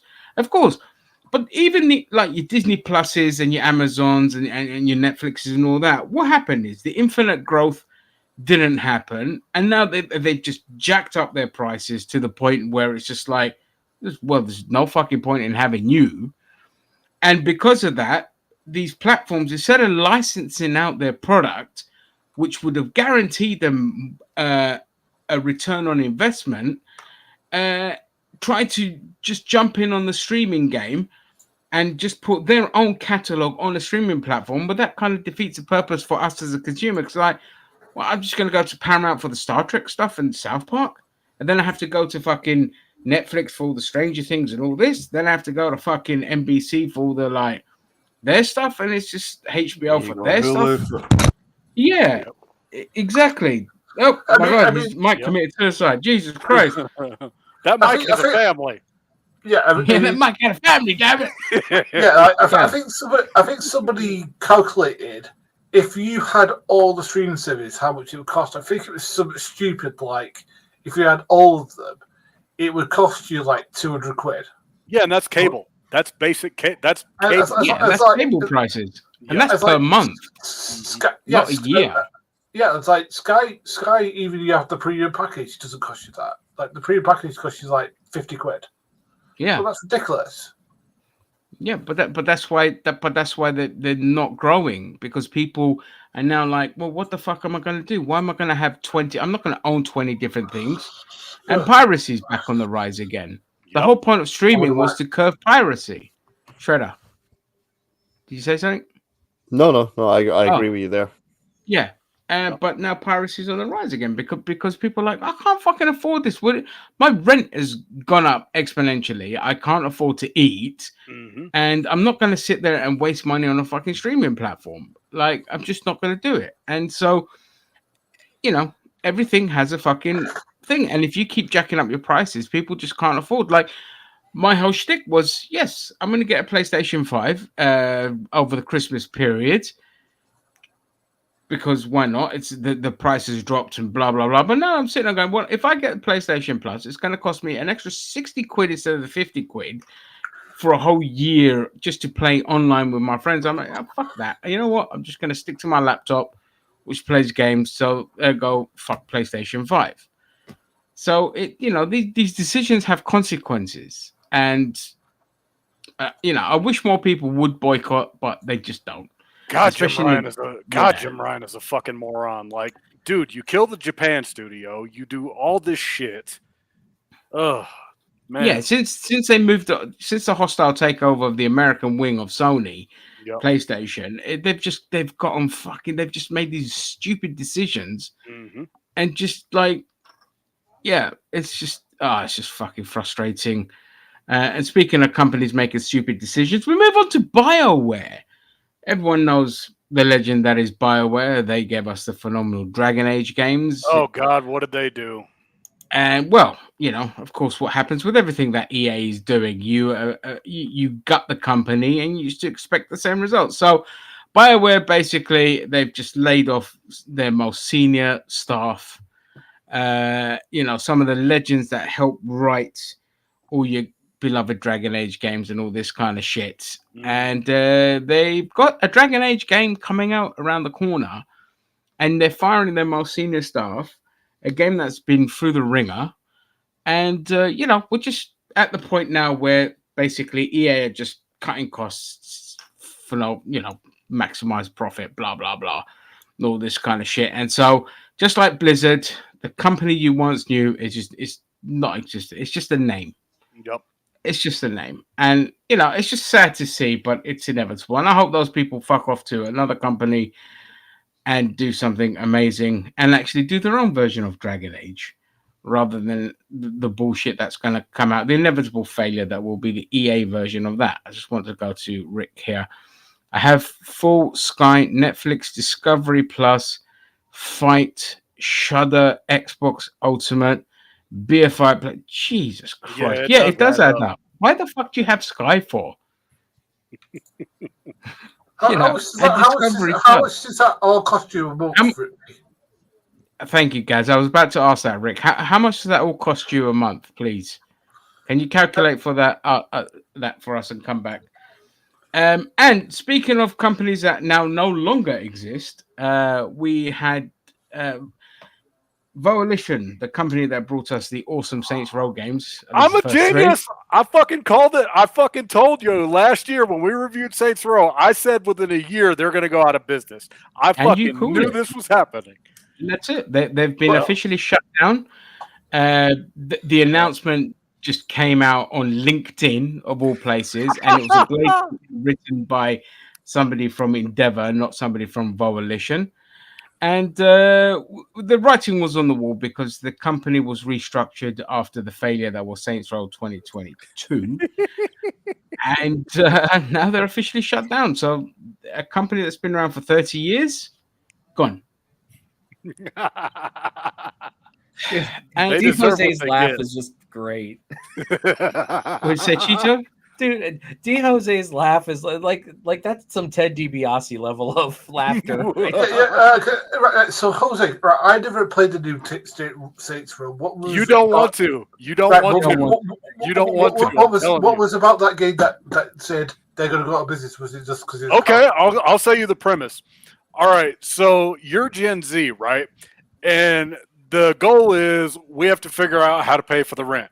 So you go do all these missions and all this type of shit. And the problem is we still can't pay the fucking rent. That's Saints Row. Despite having millions of dollars in the bank, their struggle is we can't pay the fucking rent. Saints Row. Yeah, Saints Row 2022 is if a barista and a couple of Google employees try to become gangsters. Yep. That's what it was. A bunch of fucking tweedy little weaklings. Oh my God, I can't afford my avocado toast. What the fuck? Yeah, I'm supposed to take these pricks seriously as gangsters. It's fucking ridiculous. And again, Forspoken did this, and so we knew the writing was on the wall for that game before it even came out. The fact that the protagonist just never shuts the fuck up. There is never an air of silence in the game. This need that these companies have, thinking that dead air is a detriment to a game, so they filled it in with these like just think of Joss Whedon and 90s sitcoms, and that's what you get, the most obnoxious fucking quippy cunts that with that pathetic edgy comedy, which is we say fuck a lot. You even said in our review, like, you even had to turn down the dialogue because it was so bad. Yeah, I turned the dialogue off. Yeah. Because it was bad. I just couldn't do it. It was so bad. And the game is, like, just a mess. The frame rate issues were ridiculous. And I could only play it for, like, 2 hours maximum. I just gave up on it. It was awful. 120 a month. BFI Player, Arrow Player, and Shudder. I've paid for the year, and they were roughly 50 quid each. Jesus okay, so Christ, good Lord, yeah, you're paying beyond cable. That is insanity, dude. Yeah, that is. Hey, if you can afford it, fair play to you. You know what I mean? But I was going to say, like, Rick, you need to take some of the holes off, mate. yeah. But if it doesn't dent your wallet, then. But to answer your question, boss man, you do not want to play Saints Row 2022. Just take my word for it. Just don't. No. I mean, I do like the original. How stupid 1, 2, and 3. 1, 2, and 3 are great. But anything after that is just shit. Yeah. You know. So yeah, goodbye, Volition. And I want to finish off with a slightly nicer game that I think deserves a spotlight. I just saw the trailer for this, and I thought I'm going to bring it up on the stream share screen. Mirthwood, it's called. That's nothing special. It's nothing like, oh my god, amazing 3D graphics and all this kind of blah blah blah. But I love the. Is this going to be as big a letdown as when you put on stream the teaser trailer for The Last Ronin? No, nothing will top that fucking thing. Jesus, that was ridiculous. Yeah, it was. This is Mirthwood. Welcome to Mirthwood, Is that okay? a No. sprawling No. medieval You see that landscape, now? Yes. uncharted and untamed. Worlds away from home. Upon arrival, create who you want to be. Like I said, the game's not anything like Choose from Mind-blowing, various love character the backgrounds and presentation traits. the game looks. As you explore Mirthwood, you may need to hunt and forage for supplies. There's hunting and harvesting. 10 out of 10. Yeah, baby. And craft gear for the road ahead. You will encounter many friends and many foes. Oh, riveting gameplay. Embark on Okay, quests and the Final Fantasy. and stumble upon mysteries across It's the almost as world. good as turn-based at this point. At times, making difficult choices.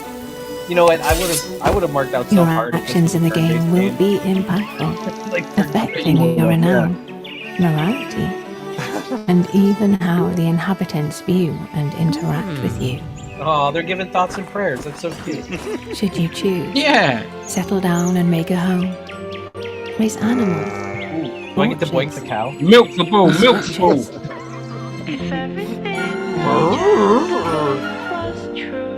performing actions will level different skills, unlocking powerful skill cards as you build your character.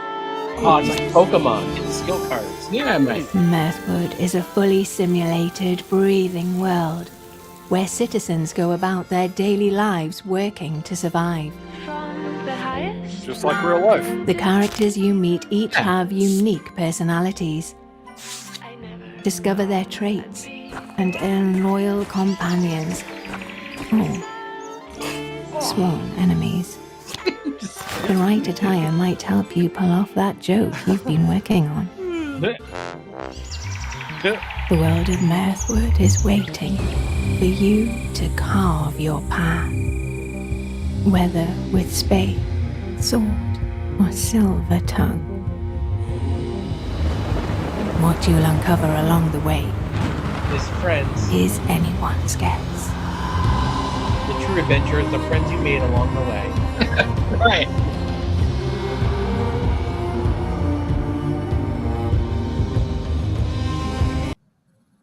Okay. Okay, It that looks game like- looked good. It looks like Hey? it looks like Zelda: A Link to the Past meets Stardew Valley meets Minecraft. That's kind of what I got out of it. That's a good Yeah. comparison. I Mm. was Oh, going right. to say it's more like a hybrid of what maybe Harvest Moon, The Sims, and any number of dungeon crawlers you can find on Steam. Yeah, it looks good though. That too. But yeah, I like the art style. It's not like my type of game, but two things. Number one, I love the presentation of it, and the narration was great. But it's just like I wish more games companies would do this instead of giving me some fucking cutscene. Just show me the whole fucking game, and just make the presentation as simple as that was. And that being said, I like the look of the game. It looks promising, and yeah, I just like to showcase something unique that kind of breaks the mold of the usual stuff we see, especially more in the art style things. So. Oh, by the way, I was looking at what Daniel Vance has written in the comment section, and I just looked up that game, and yeah, The only game, yeah, there's a game that's Sex with Hitler. Yeah, it's, yes, I've seen the pictures. yeah. Yeah, cheers, Vance. Sam's favourite game. That's a mental image that's not going to go away soon. Could it by any chance top your favorite game of all time, Gary? Shower with your dad simulator. Burn. That game. God. Hey, Dad, how about a rusty trombone? And on that note, I think we've come that's to a the good end of note the to end show. Yeah. Unless anyone else has anything to talk about. Has anyone else played the DLC for Shredder's Revenge this week? Mine downloaded today. No. I'm playing it. No, yeah, I have not. I'm playing it today. I have not touched it yet. I haven't actually got Shredder's Revenge. I don't think it's available on any console I own. I have a PC. And I have it on PS4. console. No, I It's have it on on every console. platform. Yeah, I've Is got it- it on the is it? Switch. Yeah, Is I it? have I it look on for console. it. Yeah, it's on every, I look for it it's on every on that. platform, Gary. No, I Don't looked talk, for it. It wasn't don't on there. talk unless you know what you're talking about, dumbass. No, I looked for it. Yeah. It wasn't on there. I looked at PS4. It was like, it wasn't on there. I swear to God. It's on the PS4. Yeah, it's on That's what I PS4. had it on. Yeah, it's on PS4. It's on Xbox. It's on Switch. So it should be out for all the main Yeah. consoles. Change your fucking glasses, god damn it. These are new ones. Do it now. Sound of Freedom tomorrow. God. Hell yeah, I'll be their model. And I love it. Listen, By the we all way, need Rick, to- the guy that executive producer was arrested for child trafficking. How fucking ironic. Not really. we need to all get together and pay our PlayStation Plus subscription. So we Re-up can all play now. Shredder's Revenge. Yeah, re-up now. I was gonna say because you guys got until September 6th before this shit goes into effect. So if you're gonna be re-upping for online, you need to do it now. I ain't renewing jack fucking shit for PlayStation. Everyone else that wants to, yeah, do it before the 6th of September. Yep. But, they can kiss my ass. But no, I've got to get the DLC for Shredder's Revenge. Shredder's Revenge. What a great game that is as well. Yeah. Fucking awesome. And on that note, I'd like to thank all my hosts. The most controversial, if you go back and watch the stream from the beginning, once it's up on NerdTube, you can catch the first 5 minutes, which covered two of the most controversial subjects you will ever hear humans. I'll talk never look about. at Boss Man the same way again. I don't know what to think of him now. I just No, don't. yeah. So on that bombshell, on that little tease that we leave you with, and the fact that Jose and Cheeto don't like tacos, you know, that's an outrage. They Taco can tell you- trucks, taco fucking trucks. We don't like those. We don't like taco trucks. Jose, you're a racist. Just admit it. Okay. Listen, I hate Canadians. I hate Canadians. Everyone hates Canadians. It's, you know, that's nothing new. But okay, That's like an Englishman saying they hate the Scottish. I mean, come on. no, we don't hate the Scottish. They hate us. It's good That's what reason. okay, well, I mean, yeah. Yeah. I mean, I hate you guys too. If I was a Scottish, And there you go. Yes, Rick B. And remember, Alex Kurtzman is a hack. you know, Rick B. You know, go suck on some of that nice moon atmosphere like you did. You know. Well, okay then. On that bombshell, I won't dilly dally any longer. I will see you guys later. Thank you to everyone in the comments that joined in. We will see you again for more stuff that we have on this channel. And if not, we'll see you next Friday.